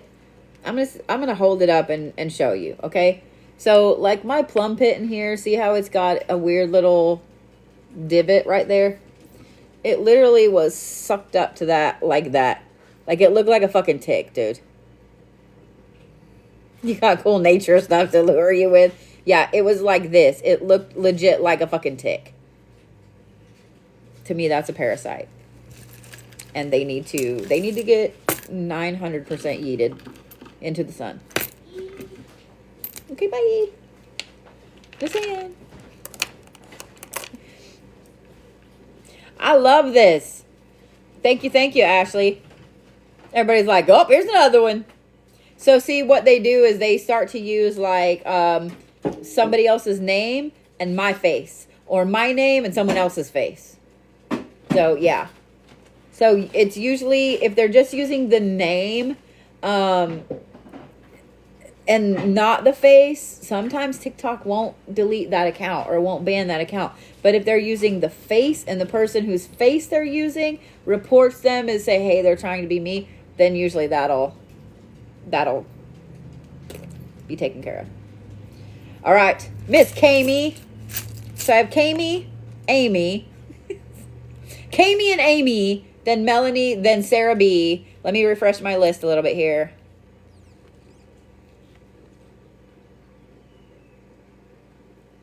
Well, drive safe, sugar. I think I have a crack in my computer screen. I'm not super peachy keen happy about it. All right, let me fix this. There we go. And then Stephanie G is last.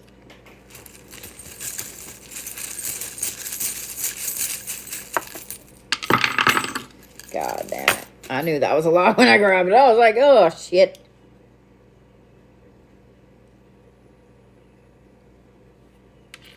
I find it interesting how yours isn't a straight line, too.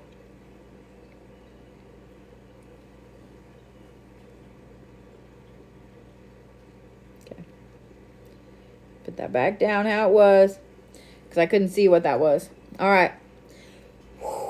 Ready? You have the turtle bone. You have the blank rune upside down. You have the peach pit. You have a piece of the star anise. You have the plum over here. Then in the middle, connecting the plum and the peach pit, you have the raven head upside down. You have the warthog tusk. You have the silver feather. You have the cherry pit. You have the imperial jasper. You have the chicken bone.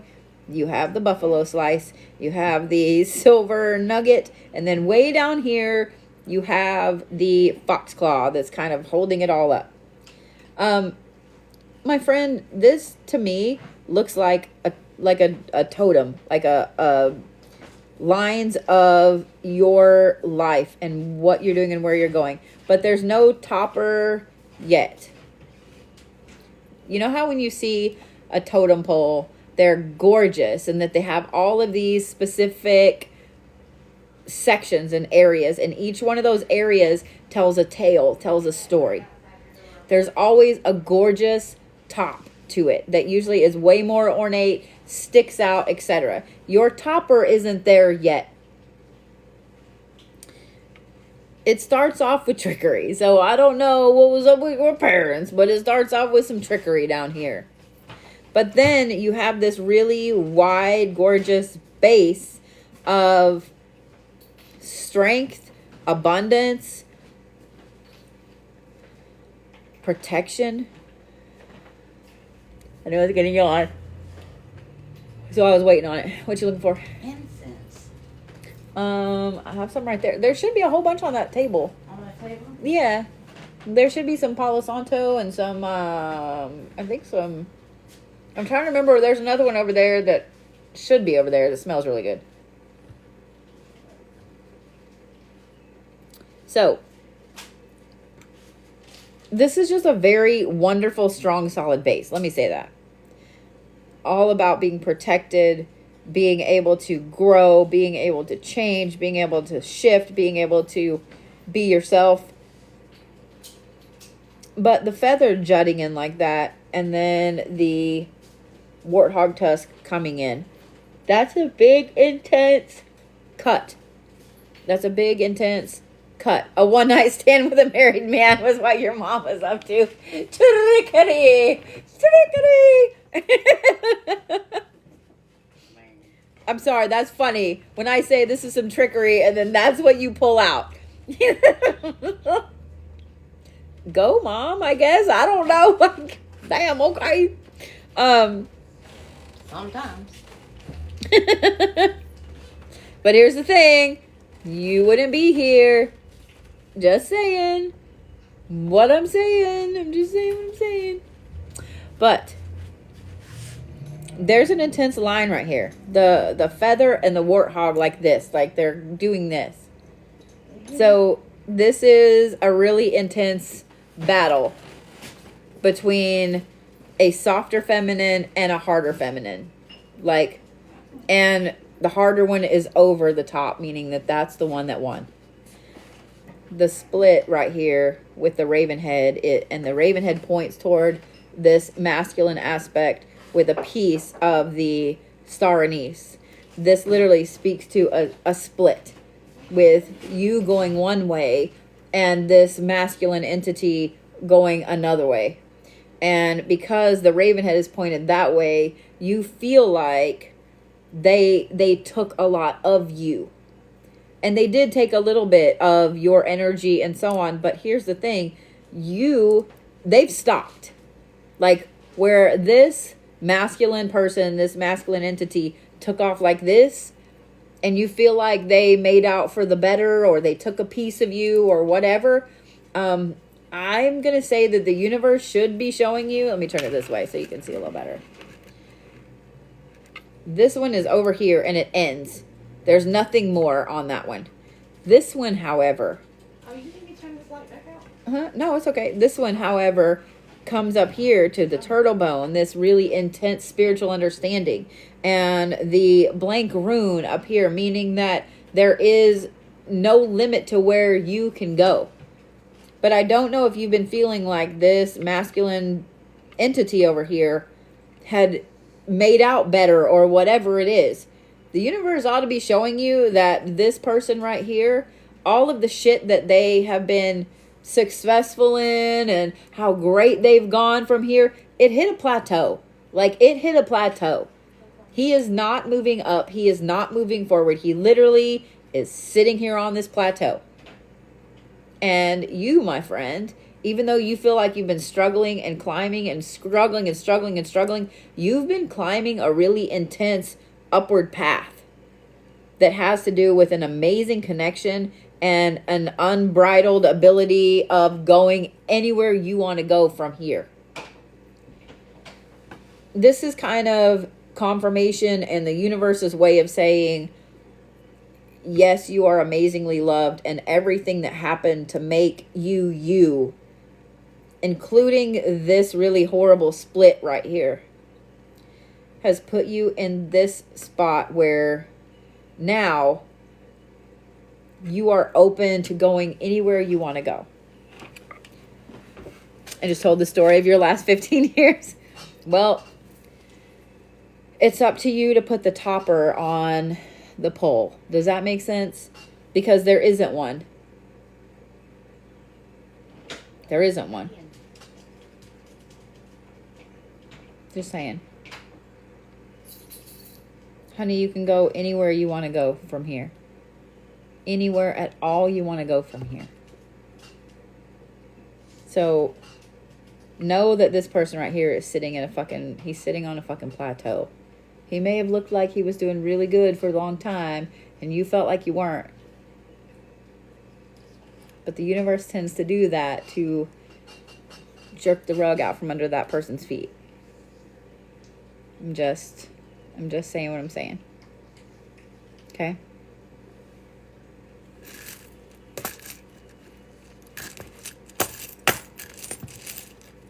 This right here is confirmation of your own self-empowerment, my sweet friend.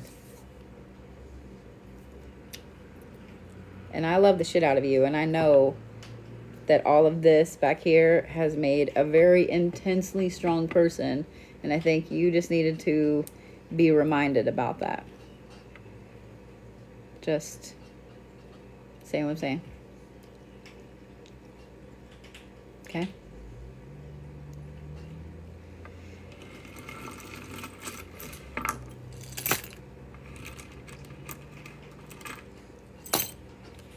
All right.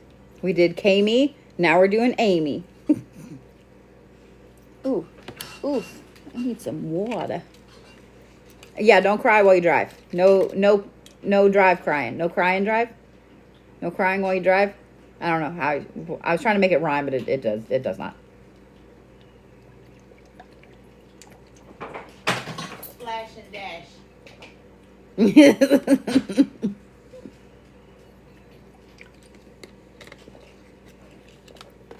So, Miss Christine just mentioned that I'm doing custom oils tomorrow. I haven't done custom oils in a while. I realized that. I had a couple people come in this week. I've got an order for a custom oil. Actually, I think I've got 2 down there from earlier this week. I have not done any kind of custom oils for y'all in a while. So, I was enjoying playing Mad Scientist earlier this week with the oils for a few people, and I would love to make one for you. So tomorrow, all day long, downstairs in the shop. No slide yet, but I'll be making some custom oils. So if you need one, anything at all you need one for. Thank you, Abstract Alaska.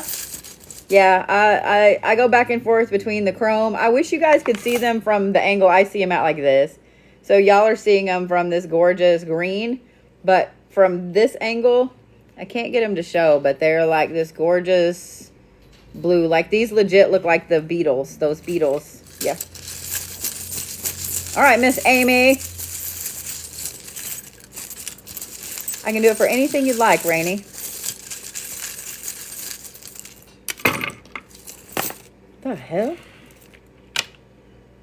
Chicken bone is out here. I knew I felt it.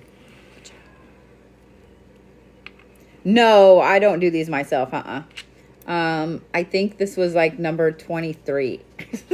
I don't know. They had it all laid out. It's a chrome, and this is over black. I know the bottom of my nails are pink, but the acrylic underneath is black. So it's going to show up a little different. So if you had white underneath here, it would show up a little different. But yeah, I wish it showed up the way it shows up like that. I love them though. I think they're cool as shit. All right. Ready? Oh, that was weird. Yeah, it messes with me. Yeah, that was weird.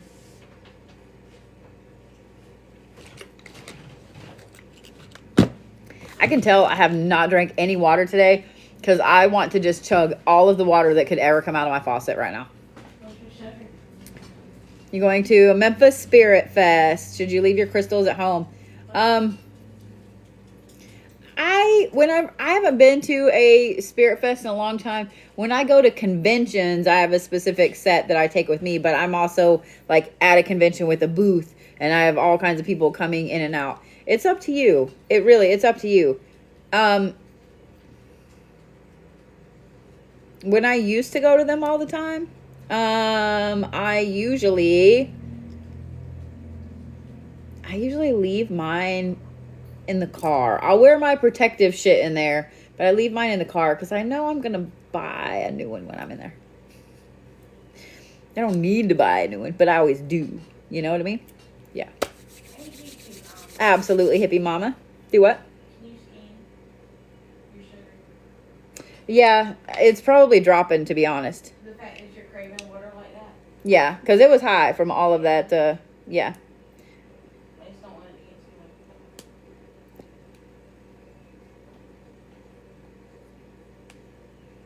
much. I just know how we ate it. Oh, yeah, no, I ate all of that really fast. I would really like for this to not... 159, so it's dropped 40 points. So, yeah. Probably don't need to shove water, just Ready? Miss Amy. All right. Whoa. That is the danger Will Robinson right there. That's interesting. Okay. Because you have the chicken bone down here. It fell off the side. And I just knocked it off again. So you have the scroll over here, which is knowledge. You have the zebra right side up, which is your tribe, your team. Underneath that, though, you have this one raven skull, and it's up underneath. Ooh. You absolutely been finding your tribe lately. Okay. Okay. You have the big petrified wood. You have a turtle bone. You have the shell. Then you have the blank rune right side up. But then you have the red quartz right there.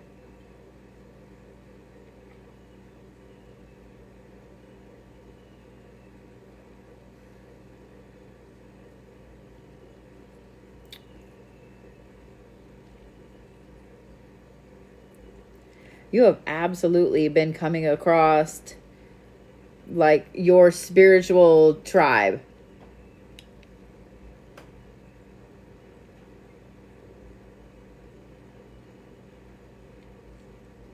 So we're going to talk about these three pieces right here first.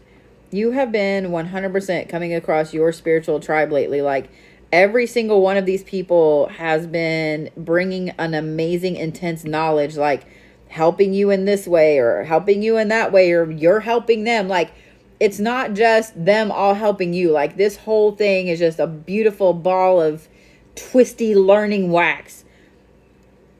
All of this is fantastic, dude. It may not seem like it. It may seem like maybe you're just making some witchy friends here and there, some spiritual friends. You're coming across the exact people you're supposed to come across to boost this knowledge. Whatever this is, I feel like back probably a year or so ago, okay, maybe not quite a year, I feel like you put out into the universe exactly for these people. Literally for these people right here. And the universe is bringing them to you slowly but surely, but it's bringing them to you. All of the things that you wanted to learn about, that you wanted to be more of an advanced person in, move on to expert, etc. All of those things are coming just... This, though, is interesting. Whatever decision it was that you made in the last 2 weeks, you are 100% grounded in where you're going. Not only are you grounded, but you're protected, you're on the right path, and the sky is the fucking limit for you with this. I don't know, like, I feel like this here is in your physical life, like career, goals, etc. This is spiritual, this is physical. This is physical stuff, shit. You know what I'm saying? This amazing, when I see the rune right side up, it makes me like giddy happy, because that is the sky is the limit. There is nothing holding you back. Now, this though, remember earlier, I don't know if you were on, but do you remember that one time earlier when I said that when you get to going on the path you're supposed to be on, there are people and things and situations that are going to come screaming in to try to knock you off your path. That's exactly what that little red fucker right there is. And I know as soon as I said that, you were like, son of a bitch. Like, I'm done with that. I'm done with that. But I want to say this. As much as we want to be done with the negative shit, it's just not a thing. It's just not a thing. That is, you should always, always want trials and tribulations and fucking crazy people. Like, you should always want these things. Because when you don't have those things, you're on a plateau. You are not going anywhere. You are sitting in the fucking field. You haven't gotten up and you're just on the fucking plateau. When you're moving forward and you're moving in the way you're supposed to be moving, and you're heading forward with this gorgeous open rune of you going wherever the fuck you want to go. Just saying. You're gonna have things, walls, fences, obstacles, all of that stuff. So, Miss Amy, as you're moving forward with these goals and on this path, when you have these obstacles come up, when you have somebody try to throw a wrench in the works and so on, all you need to do is just fucking grin. Because it's that right there tells you you're on the right path. It's just like when you start trying to,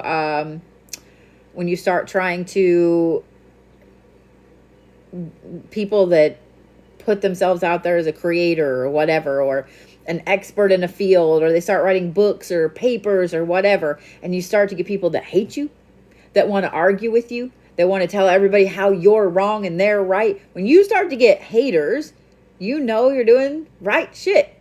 You know you're doing the right shit. So as you're going forward with these goals and these plans, and girl, I'm proud of you for making these amazing fucking goals.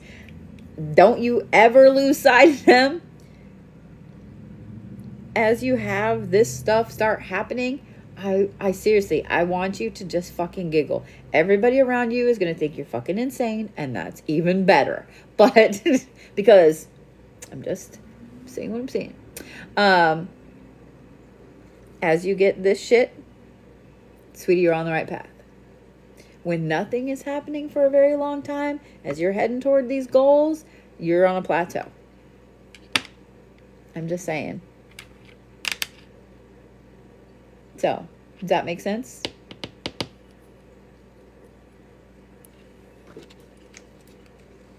You are welcome so much. Do you have the haters coming in? Is that why we had to address that? Is that why I had to mention that first?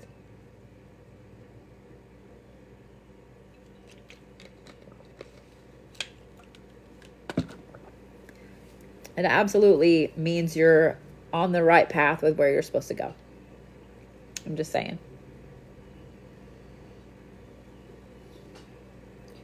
Do you know where the doggos went? I'm going to be super paranoid. Are they on the bed? No. Well, yes, one of them.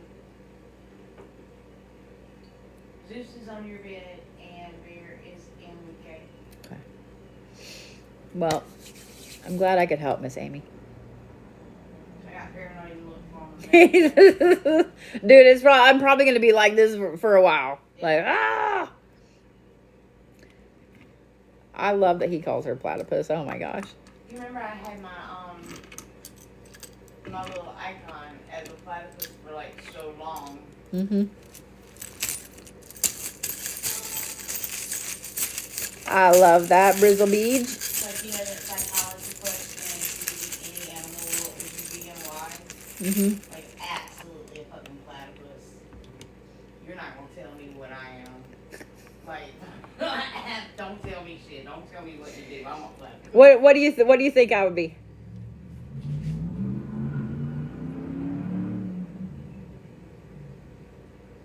See, I feel like this conversation right here is perfect for a podcast episode. We're saving this for a podcast. We're saving this for a podcast. You better write it down. We gonna forget. Oh no, I've got my answer already, and we are absolutely, because you're gonna fight me on it, and then I'm gonna tell you why, and then you're gonna be like, son of a bitch. It's a podcast. What animal do y'all think I would be? No, I'm curious what they think. You're gonna finish them damn readings. I only got a couple more. This is fun. I like it when I don't have like a crazy massive list, and then I can kind of bullshit as well.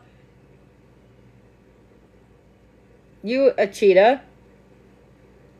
You know, I didn't even think of the cheetah, but I'm down with the cheetah. A jaguar?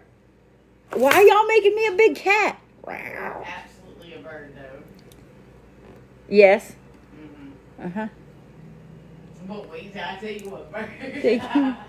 Why do I feel like it's like a fucking sparrow or a fucking...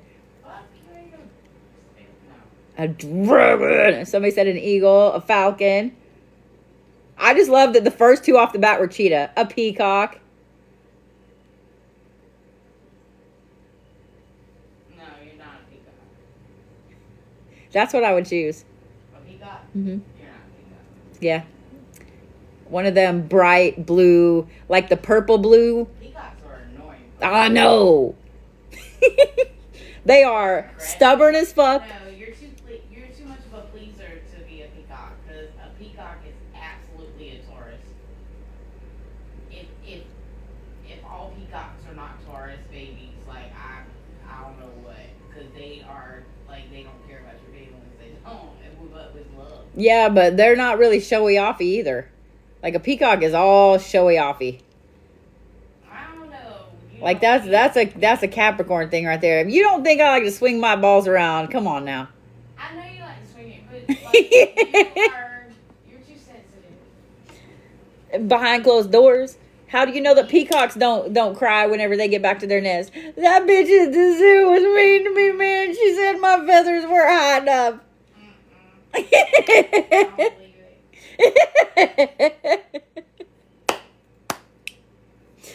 Miss Melanie. I love everybody's putting elephant ears on me. Sylvie said a flamingo. A dove. Okay. I could see the flamingo.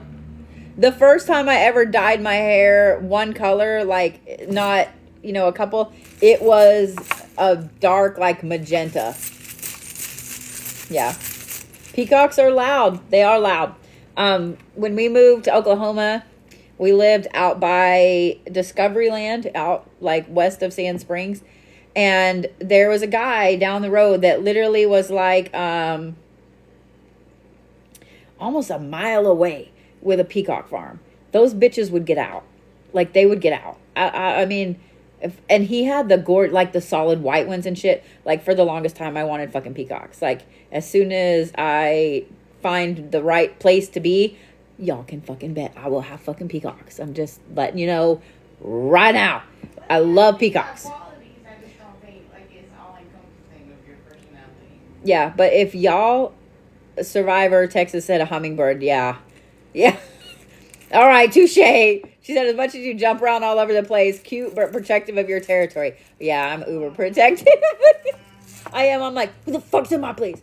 But if y'all have never, ever heard a peacock scream, it sounds like a woman screaming. It does. It's legit unnerving. Yes, they sound like someone calling for help. Huh? They're cool ass fucking birds, though. Uh-huh. There is a place in Texas, a peacock farm in Texas, where they breed all of the colors. When Dennis and I bought the house out there, I almost had him talking to let me get peacocks because they had the pied that are white with the brown in them. Oh my God, they're phenomenal. And they had gray, silvery gray, and then a solid baby pink. I was like, please let me have peacocks. My brother has peacocks out there with all them goats and stuff, and he'll tell you like peacocks are the asshole of all birds. They're assholes to their family, to the ones that feed them, but they also will protect you like no other bird. That's a Capricorn right there. That is a fucking Capricorn right there. They are the assholes of the fucking zodiac. All right, Miss Melanie, let's do this.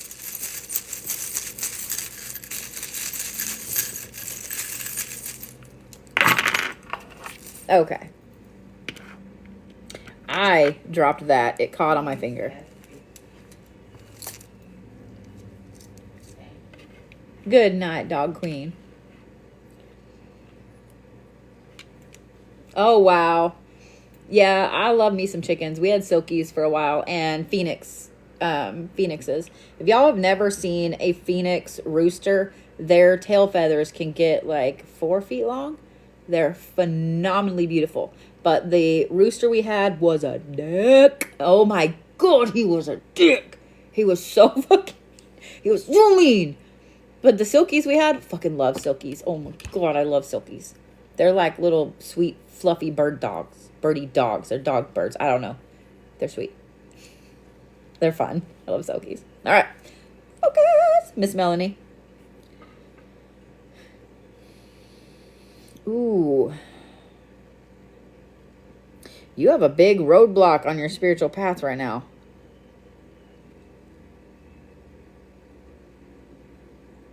You have a big roadblock because you've got a situation that you have to keep a handle on. Okay. All right.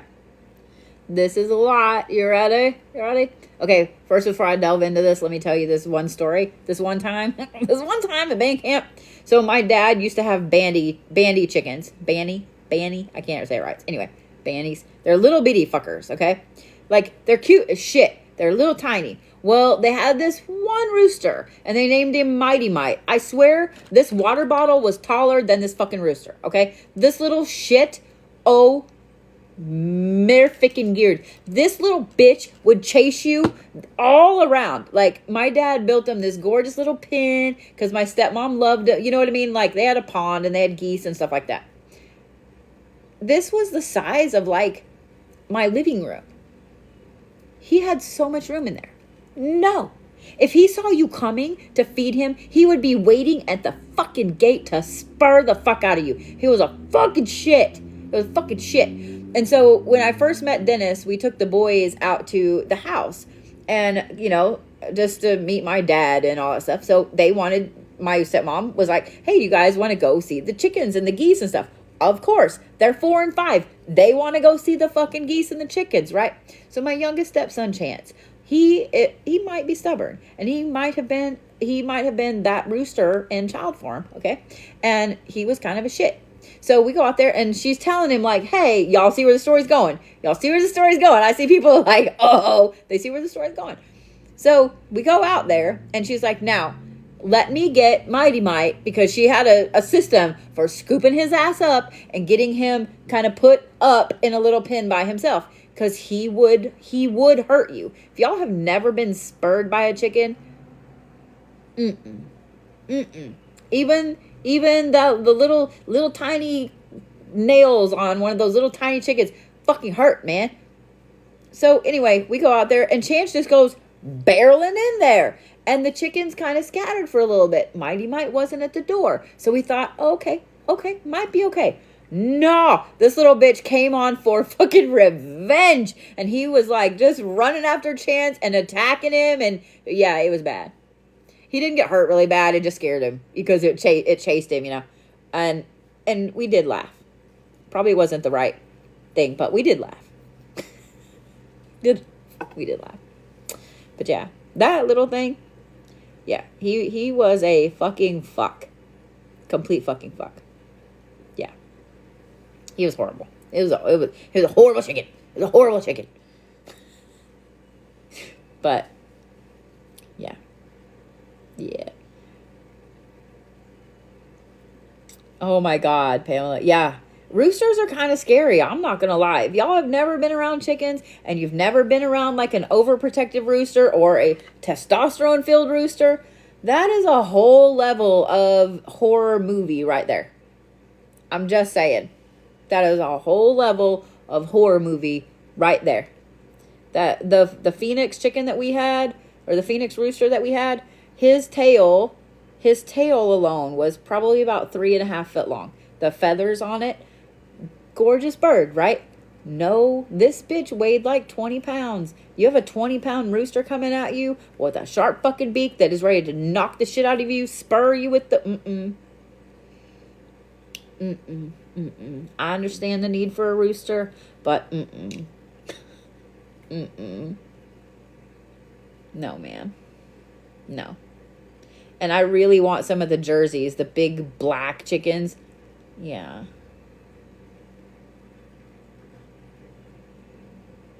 Yeah, see? Y'all know.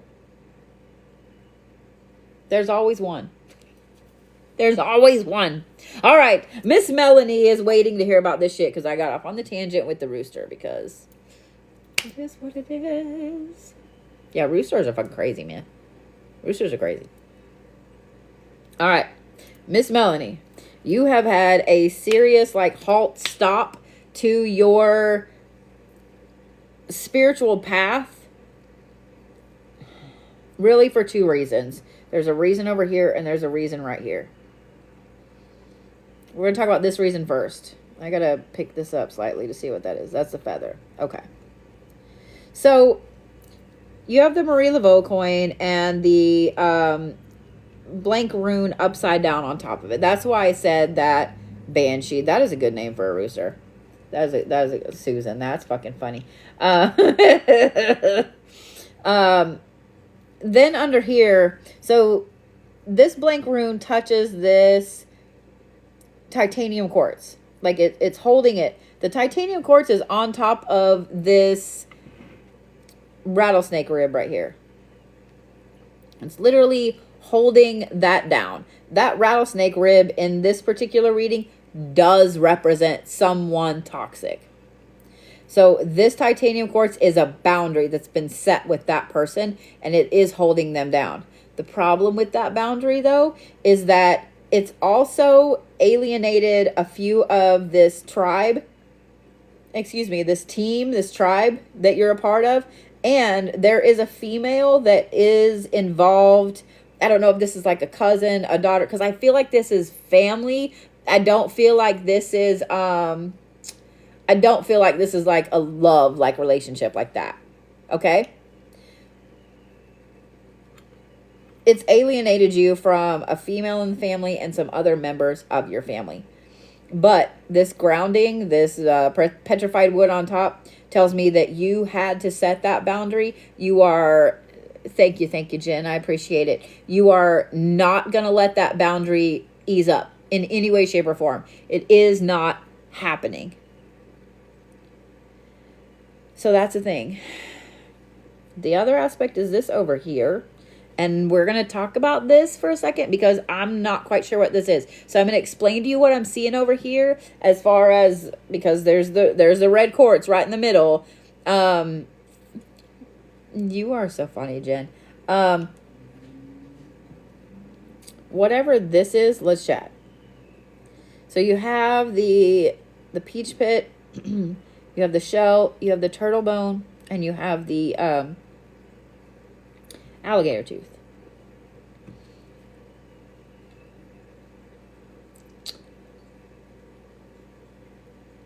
I don't know if this is a woman around you or if this is you, okay? Because this is a very feminine aspect. This is a protective aspect. Then up underneath that is the turtle bone, which is the inner self. It is the spiritual path. And then up here, you have this, the crocodile, the alligator tooth that is up underneath it. This is someone over here who is, this is a female. They're super hard-headed. That has been a thing all day. That's one thing I don't know if I'm ready for this summer, because this used to be the cruise strip right here. Sounds better than it probably is going to actually sound.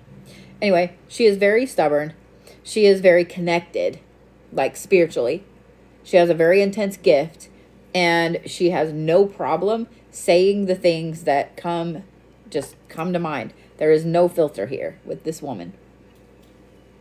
So your spiritual path has been put on hold because this right here is like a triangle. It's just saying.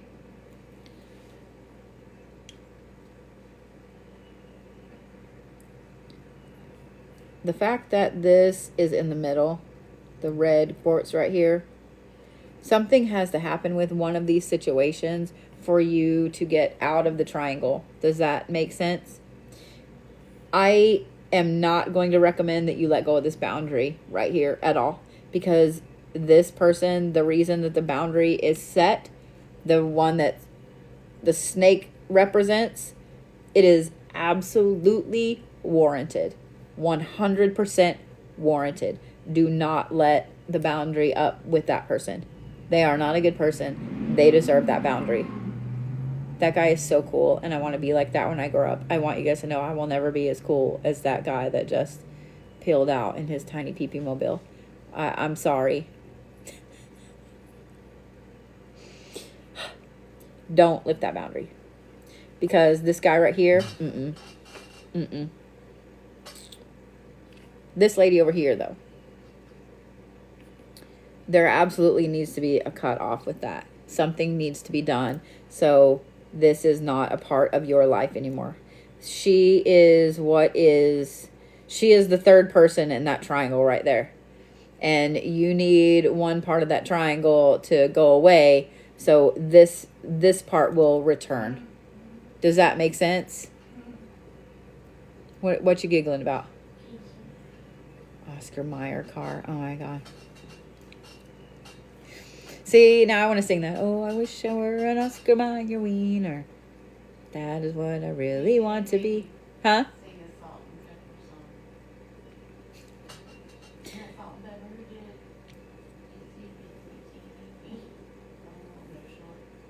it? That wasn't Salt and Pepper, was it? Who was it? I don't know. It wasn't Salt and Pepper, though.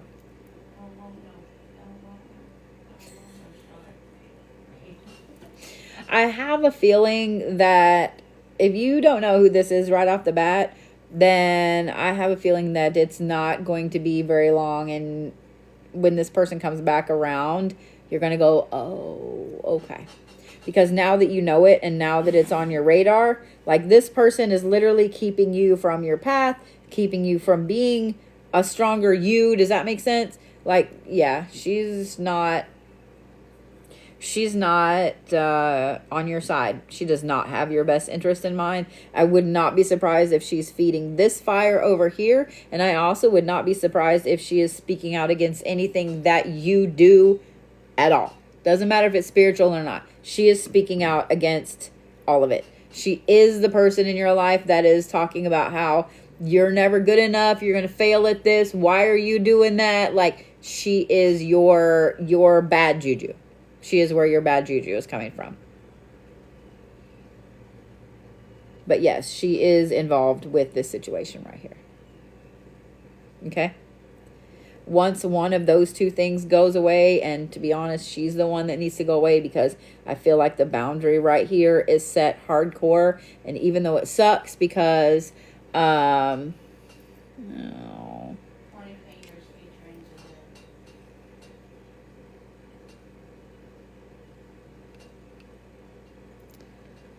Giselle. Dr. Love and stuff.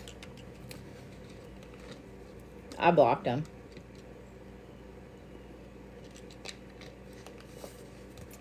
I like that name though, Dr. Love and stuff. Dr. Love and stuff.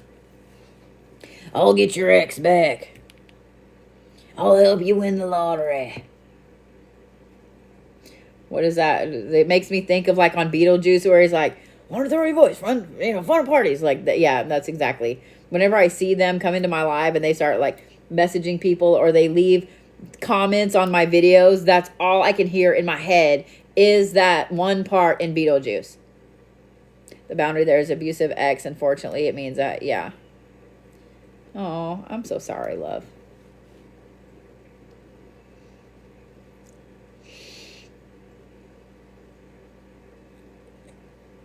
It just cracks me up. Yeah. Okay, so that's the female. Gotcha.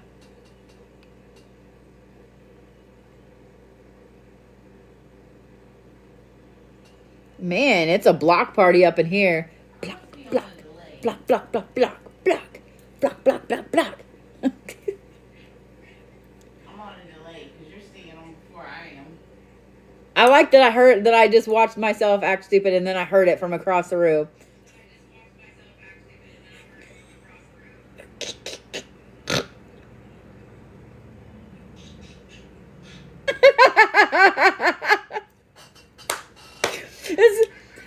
This is literally like one of those stupid little dancing cactuses that you, and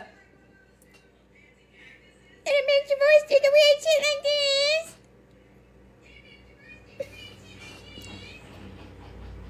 Do the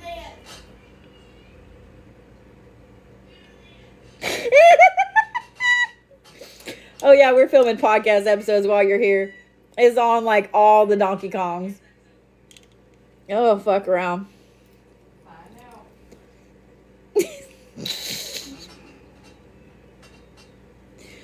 Oh my God, Miss Melanie, I'm sorry that I so rudely interrupted my own reading.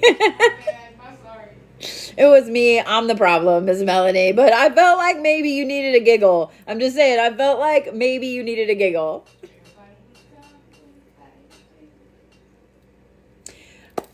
Do you guys really want Sass and I to do a podcast? Seriously. Seriously. I'm glad you're laughing, because this was kind of a heavy read, so I felt like you needed that. Seriously? Podcast, we need a whole freaking sitcom. We do need a sitcom. That means you'd have to move here. That means you could pack your mom up and bring her here, and we'd do a whole sitcom. I'm just saying. My mama's scared you gonna bring the demons. But think about it. There's so many churches here. She would fit in fucking fantastic. My mama told me if I went with you to Hill House, I was not allowed to come to her house until we had returned and I had gone through 14 days of detox and prayer, because I was not bringing no attachments to her house. So what I just heard was, yes, you are going to Hell House with me, and then B, you're going to come back here for 2 weeks. Like, that's what I heard. That's what I just heard. I might go to the town to Hill House again. We do need a sitcom. You going to go on the porch at least? You don't have to stay the night. I got to stay the night there, but you don't got to stay the night there. Dude, I'm taking a taser and holy water, because if one thing won't fix it, the other A taser and holy water. I'll be waiting for you at the hotel when you get back, and we will see which one you need. Like,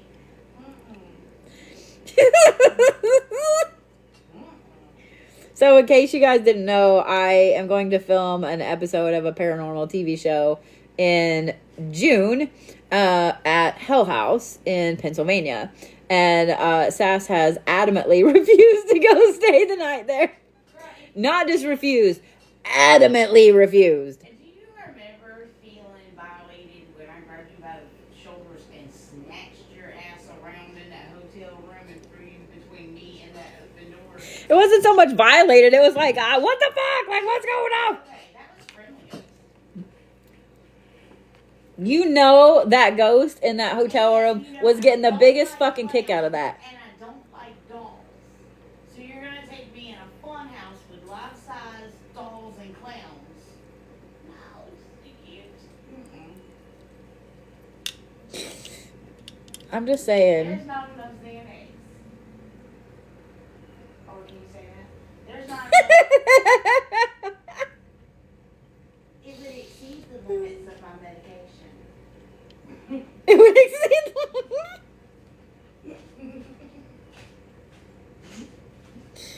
Oh my fucking shit.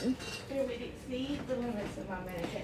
Sylvie said Sass would electrocute herself with the water and the taser. That's what I was thinking. Like, ka-cha! Yeah, that's what I mean. Funny you say that. Quick story.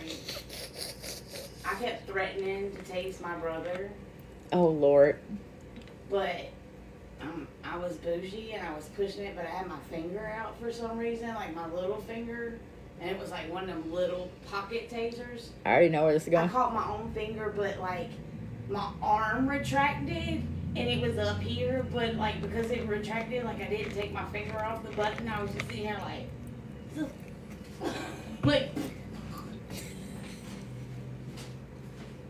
yeah, lost my damn mind. I have never been tased, knock on wood. I don't ever want to be tased, knock on wood. But It did not feel in basic, we did have to go through the fucking gas chamber. did not And then when I worked at the jail, we also got to get pepper sprayed. And I'm going to go ahead and tell you guys right now that I do not recommend. Oh, I get tased. And do not sprayed any day. recommend. I do not recommend. No.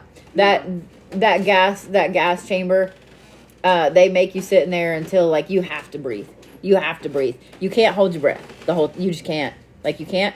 They make you breathe. And then like you leak snot out of every orifice in your head. Even your ears. It's the grossest fucking thing. It's the grossest fucking thing. I'm just saying. It's The worst part is you just don't experience it and be done. Like it lingers for it's hard to get all of that out of your Oh, yeah. eyeballs and Oh yeah. It's fucking filthy. takes Yeah, it's forever. fucking filthy. You're gonna spend the next couple of hours mad about life. The next couple weeks. All right. Ready? Miss Sarah B. Ready? Yeah.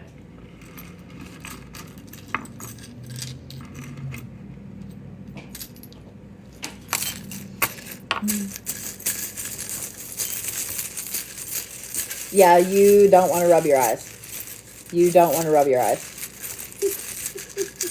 Yeah, it gets everywhere. It gets fucking everywhere. Yeah. Yeah, pepper spray gets fucking everywhere. And the more you touch it, the more you rub it, the worse it gets. Yeah. Yeah. I will say, if y'all don't want to carry pepper spray, a small bag of sulfur works pretty well too. Just saying what I'm saying. And it's this gross yellow colored powder that smells like every rotten egg in the history of ever. It's fucking filthy. It's fucking filthy. What's up, Dallas? Dude, I need to come get some more of those fucking pickles because you got me addicted to them. You're a jerk. You're a jerk. So Dallas works at the feed store. Well, your family owns the feed store, yeah? Y'all are like forever Sepulpa residents. But this jerk, I want to tell you about this. This is a friend right here. Finding out that I like pickles. And then he brings these pickles up there. And I'm like, oh, yeah, but they say kind of spicy. He was like, no, just try them. I swear they're good. Dude was not wrong. But at the same time, now, I had to throw the empty jar away in my fridge when I moved. I think I just left the empty jar in there hoping that it would magically fill itself up. So whenever, don't you bring me some, I'll come buy some. And, yeah. Yeah. Ever since I saw the jar in my fridge, I was like, they're so fucking good. Okay. All right. Miss Sarah, Sass is giving me the look like, look, bitch. No, a screw just fell. From where? I don't know, it landed beside me on the step. But the screw doesn't match anything that I can see. Just baffling. Nothing from, like, the awning, the little metal awning or anything? Because they're like the little octagonal shaped ones, or whatever they're called. Yeah. This is like it's a little flat screw. Huh.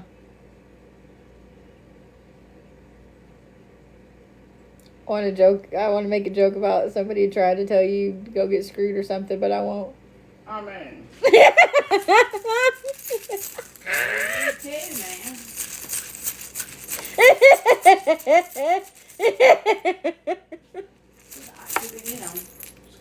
You look up and see where it came out of, right? Well, yeah, no, I would have too. Screws and none that match it, so I'm like. And it fell? Yeah. Huh. I know there were. It literally like right beside me and bounced.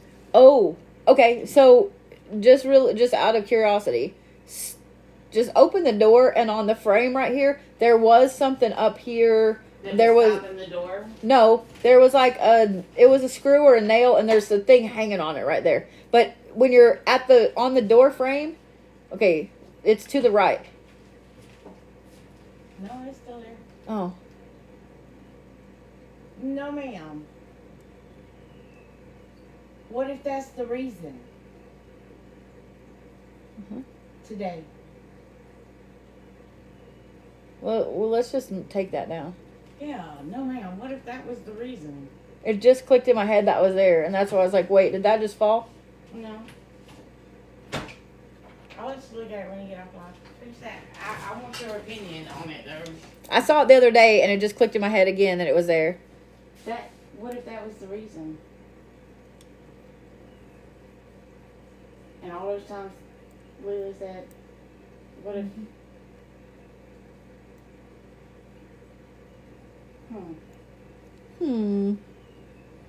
But how is somebody getting up there? Like, there's no way to get on the roof. Gary removed all of that. Any of the ladders, any of the pallets, there is no way to get onto the roof.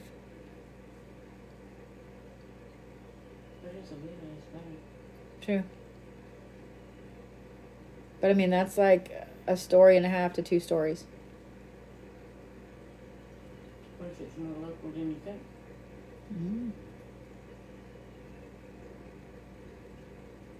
Donna. I'm gonna put this in my pocket. That's okay. There's going to be some things going on that door tomorrow. Well, yeah. I want you to look where I think it's... I love everybody's like, all the eyeballs. All the eyeballs. What happened? All right. What happened? Ready, Miss Sarah? No, I don't think it's a ghost. But Miss Sarah, that's a lot of shit. That's a lot of teeth here. Teeth represent abundance. 1, 2, 3. There's 3. In fact, I think almost every tooth I have. So, down here you have the shell. You have the black tektite. You have the bobcat knuckle. Imperial jasper. There is the snake rib down there. It's so funny, these teeth are facing out like that. You have the alligator tooth, the deer tooth, the muskrat tooth, literally in a line. Oh, actually, it's kind of a swirl. That's cool. Then you have the lapis. You have the chicken bone, the petrified wood, and the larcovite.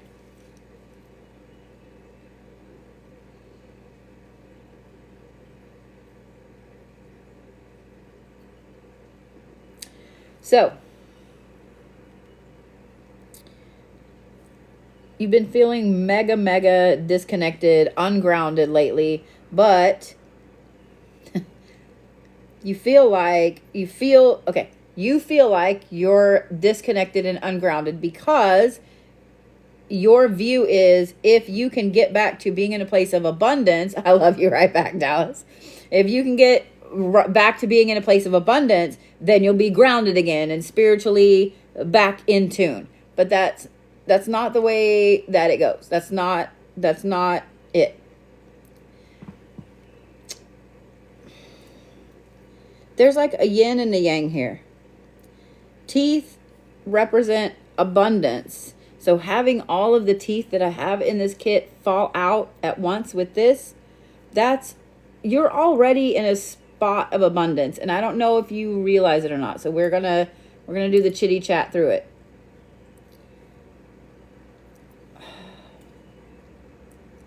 When we do this level up, and this is something that I actually have to explain to people quite a lot. When we do go through an intense level up,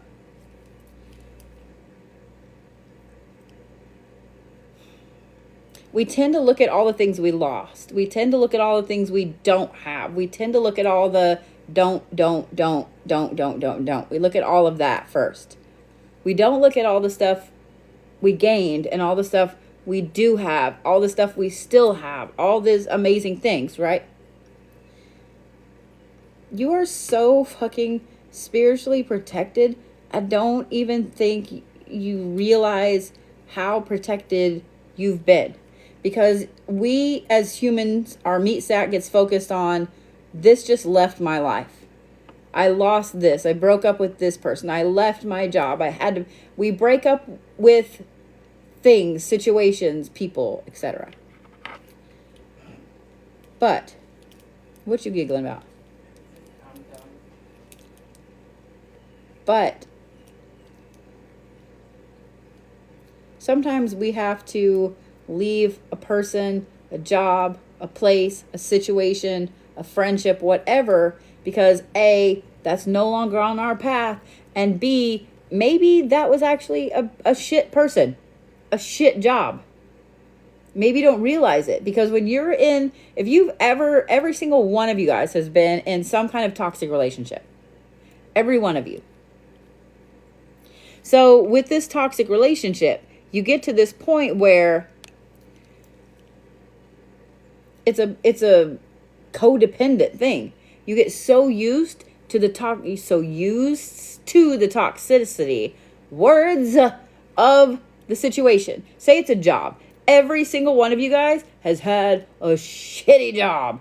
You've had a job where when you wake up and you know you got to go to work, you're like, oh, I hate my life, because the job is just shit. The job is just shit. But you've had the job for a long time. You know that it's a paycheck. You know that it's a solid paycheck. You don't have to worry about it, right? So you get up, go to the job. And, you have friends at the job. You have friends hey, Block Mamba. How are you, handsome? You have friends at the job. You have all the stuff you like at the job, but your boss is a dick. The boss is shit. So then you get this job offer for this other job, and you go to this other job. And at first you're like, oh, this is too good to be true. Like, what's up with this? Why is everybody nice? What? And then after a little while, when you're there, you realize, like, this is a great job. This is a good place to work for. This is a good boss. And you look back and you're like, dude, that was a toxic work environment. The same happens with friendships, with relationships, all this stuff. You get in a toxic situation with anything or anyone, and you get used to that until that is normal. And so then when you go to something that's good, it surprises you and it scares you, and you're mistrusting of the good because you're so used to the bad.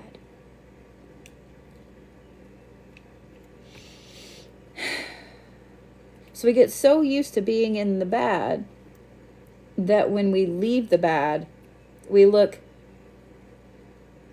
for more bad. This is why you have people, every one of you guys has a friend like this.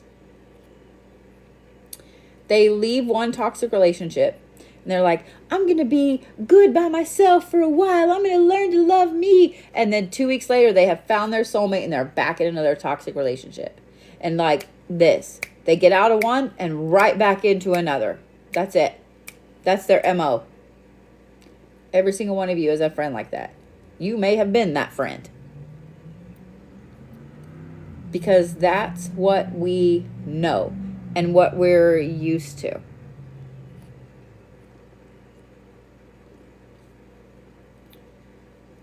The other thing is this.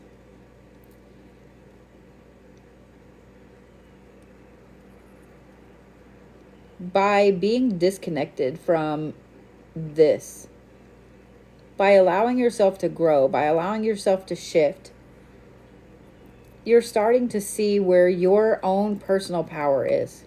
I love how the lapis and the imperial jasper fell right here, because there's blue and there's pink. There's a masculine and a feminine. There's an opposite. There's an equal and opposite reaction here. You're starting to see where your personal power is and always has been. You feel like it's too good to be true? The bobcat in between there, if y'all have never seen a bobcat, if you've never seen one attack some shit, I'm just, there's your homework from this life. Go nerd down the rabbit hole on bobcats. Those fuckers are scary. Those fuckers are scary. Scary fur kitty. But the fact that the muskrat tooth that represents focused and determination is making this gorgeous swirl like this down into the snake, which is rebirth. Then you have this amazing ferocious alligator and the deer piece. Do you see how all of these things, all of these opposites are butting up against each other to make a perfect line? You already have everything you need for this path right now, for right here. Okay? When we walk away from something, let me tell y'all a little story. When we walk away from something and we take a breath and we just step back for a minute and we look at what we have, there's always, always, always more than one thing to be thankful for. And even if you can only find one thing in that moment, like, hey, well, I've got clean underwear on today. There's that. Even if there's just one fucking thing, look at that one fucking thing. There's always multiple good things. And I know somebody's like, well, what, I left this situation and now, I'm worse off than I ever was, and so on.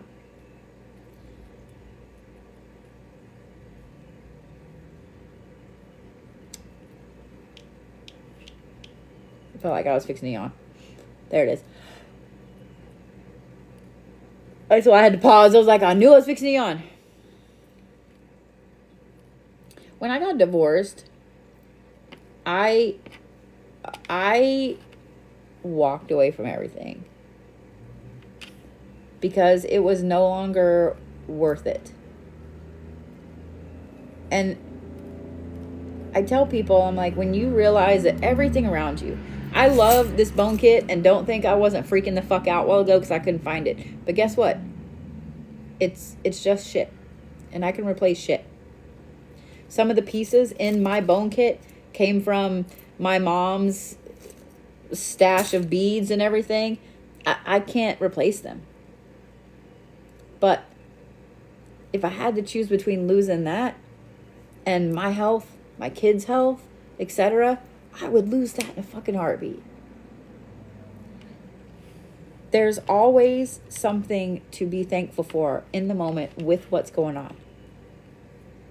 After I moved out and I'm sitting in an apartment, which I hadn't lived in an apartment forever, but I'm sitting in my own space. I know that I'm safe. I know that I can sleep all night long without someone terrorizing me, waking me up, any of that stuff. I know that I am safe for once in a very long time. Even though I hardly had any furniture, even though I was broke as fuck,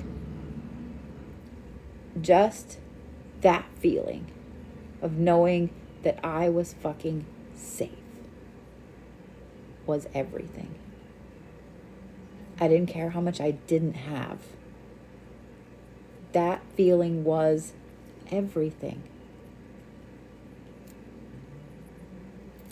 That's this right here. You finally finding this balance. You having this peace and this ferocity at the same time. It may not be that you have all of this stuff that you consider abundance right now. It may not be that you have thousands of dollars in your bank account right now. You may not even have like $2 in your bank account right now. Right now, in this moment, sitting right here, listening to us, listening to me be stupid, listening to my let me tell you a story. Right now, in this moment, you're safe.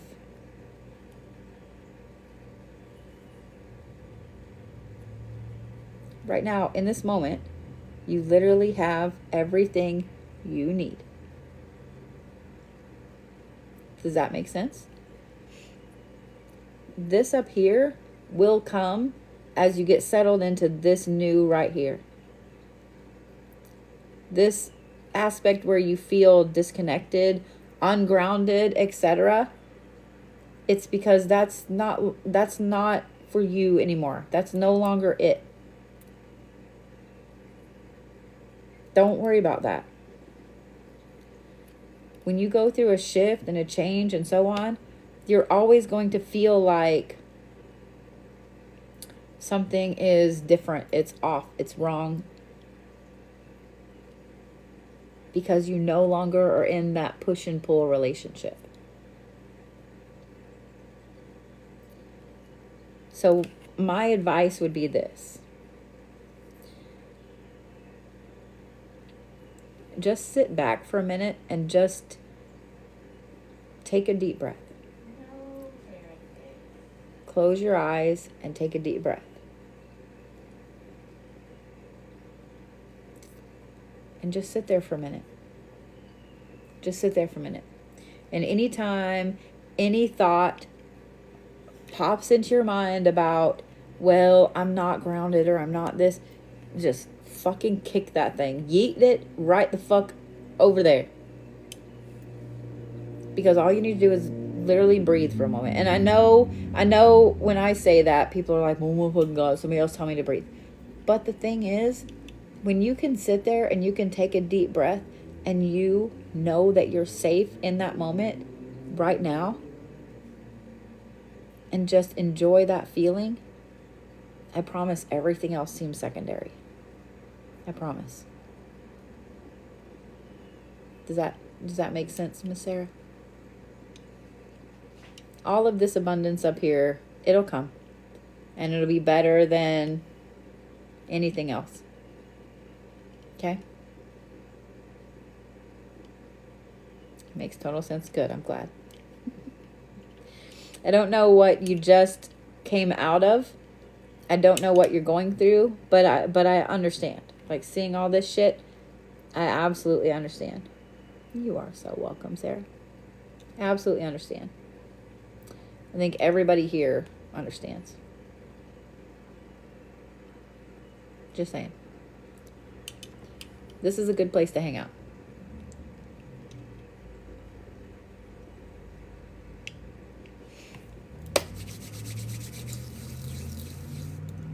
And hey, you're welcome to come hang out here all the time.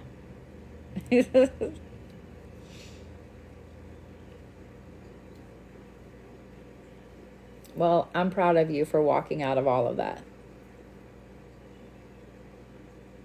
I'm so proud of you. This is definitely a safe space.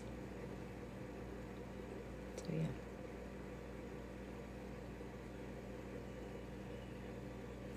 Just saying what I'm saying. So come hang out with us at any time. Especially when you just want to sit and breathe and watch me yawn repeatedly and be stupid.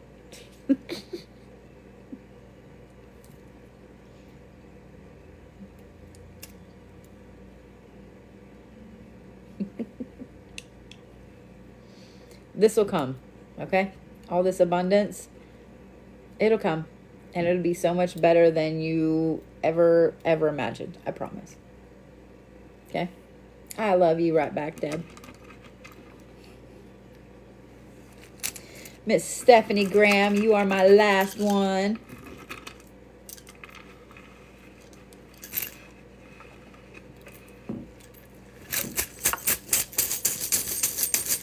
Is it funny? As soon as I picked up his bag, I wanted to be like, no whammies, no whammies, no whammies, no whammies. Sorry, I had to do something to you know, to cut the seriousness.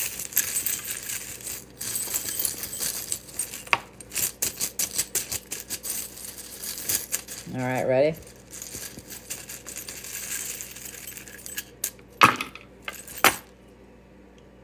Well, alrighty then.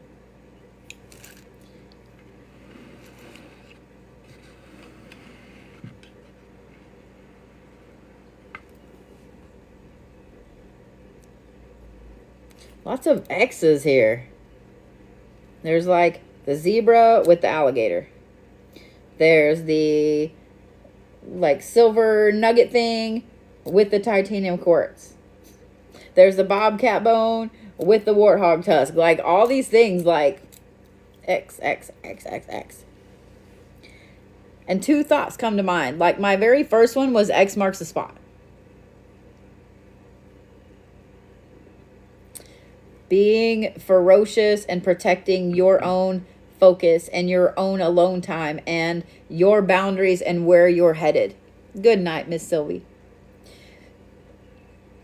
This whole aspect of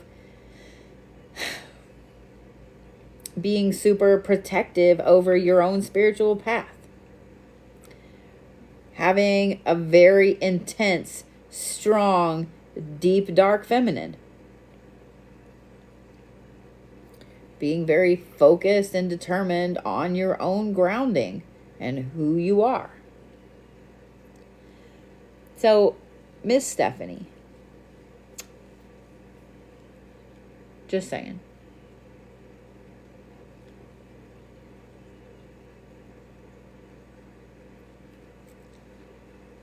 Honey,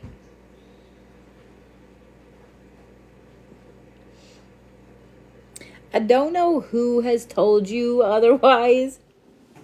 And I don't know if you just needed to hear it from somebody else. But you're doing fucking fantastic. There are these asses over there going, bitch, you doing a good job. See, you even got a sassing in you over there. But this right here, you absolutely should be this strong, badass, deep, dark feminine. And guess what? People aren't going to like it. A lot of people aren't going to like it. Especially the ones that like to walk all over you. This over here. It is perfectly fine not to have a big circle of people. It is perfectly fine to protect your focus, to protect your time, and to set fucking boundaries with people that don't want to respect it.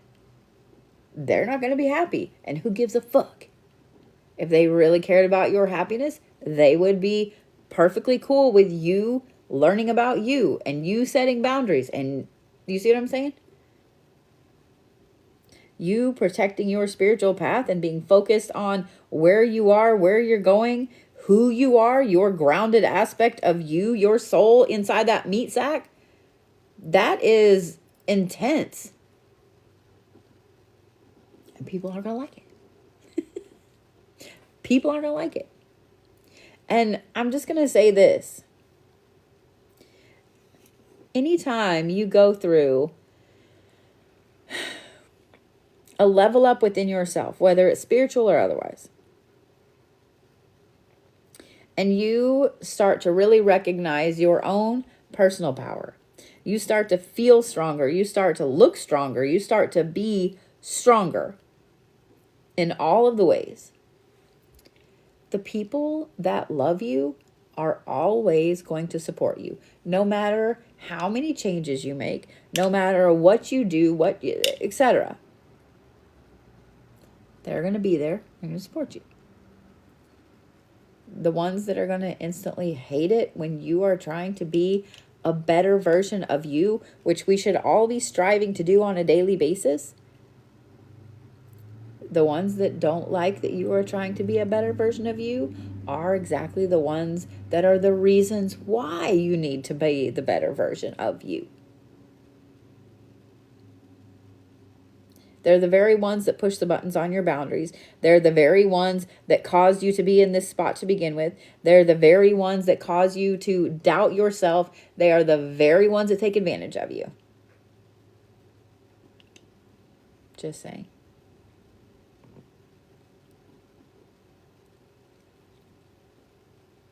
Sweetie, you're doing a fucking fantastic job. You're doing an utterly fantastic fucking job. And I'm sorry that somebody made you feel like, or put the idea in your head that maybe you should backslide a little bit, or maybe you should try a little harder. No, you are doing exactly what you're supposed to do. And I think that you are on the right path, and you need to keep on setting those boundaries and being strong and owning your own amazing, gorgeous personal power. And if they don't like it, fucking bite them with that fucking alligator tooth, girl. Right in the ass. Aw.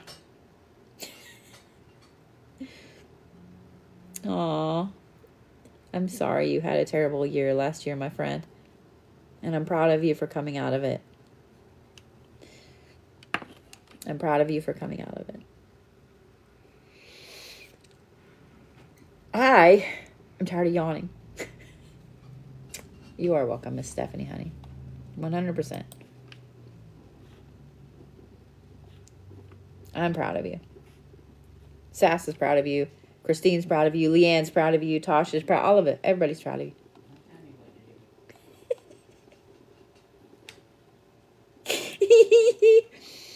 Oh, shit. Oh, my God. Make sure I got everybody checked in correctly. There we go. There we go. Well, y'all, I think that was a great reading to end on. I'm just saying, like, awesome, like, empowerment. Everybody needs to hear those words. And I know some people don't get to, but yeah. Yeah.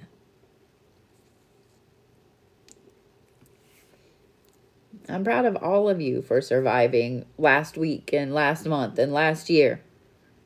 The last 10 years. The last 15 years. The last 20 years. The last 50 years.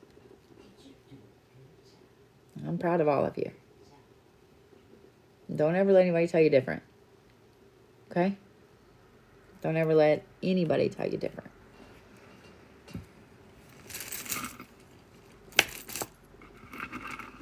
All right, lovelies. With that, the bones have spoken. No, I couldn't help it. I had to.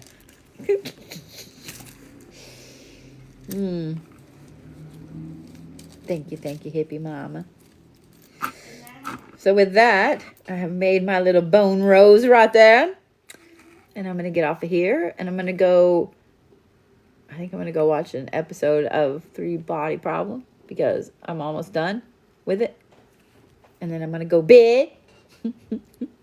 And, oh, that's somebody's radio. I was like, is that a fucking footstep? Is that footstep? And then we're going to make oils tomorrow. All the things. Y'all know it's 420 tomorrow? Do you know it's 420 tomorrow? Do you? Do you? If you don't, do you know? I love your face too. All right, guys. I love ya. And I will see you, tomorrow. In fact, if you're in class, I will see you in exactly 12 hours from now. And if not, I will see you at 1 o'clock. We're going to make some oils. We're going to do some things and some stuff. And it's going to be fun. It's going to be fun on a bun. All right, guys. I love you. I'll see you in the morning.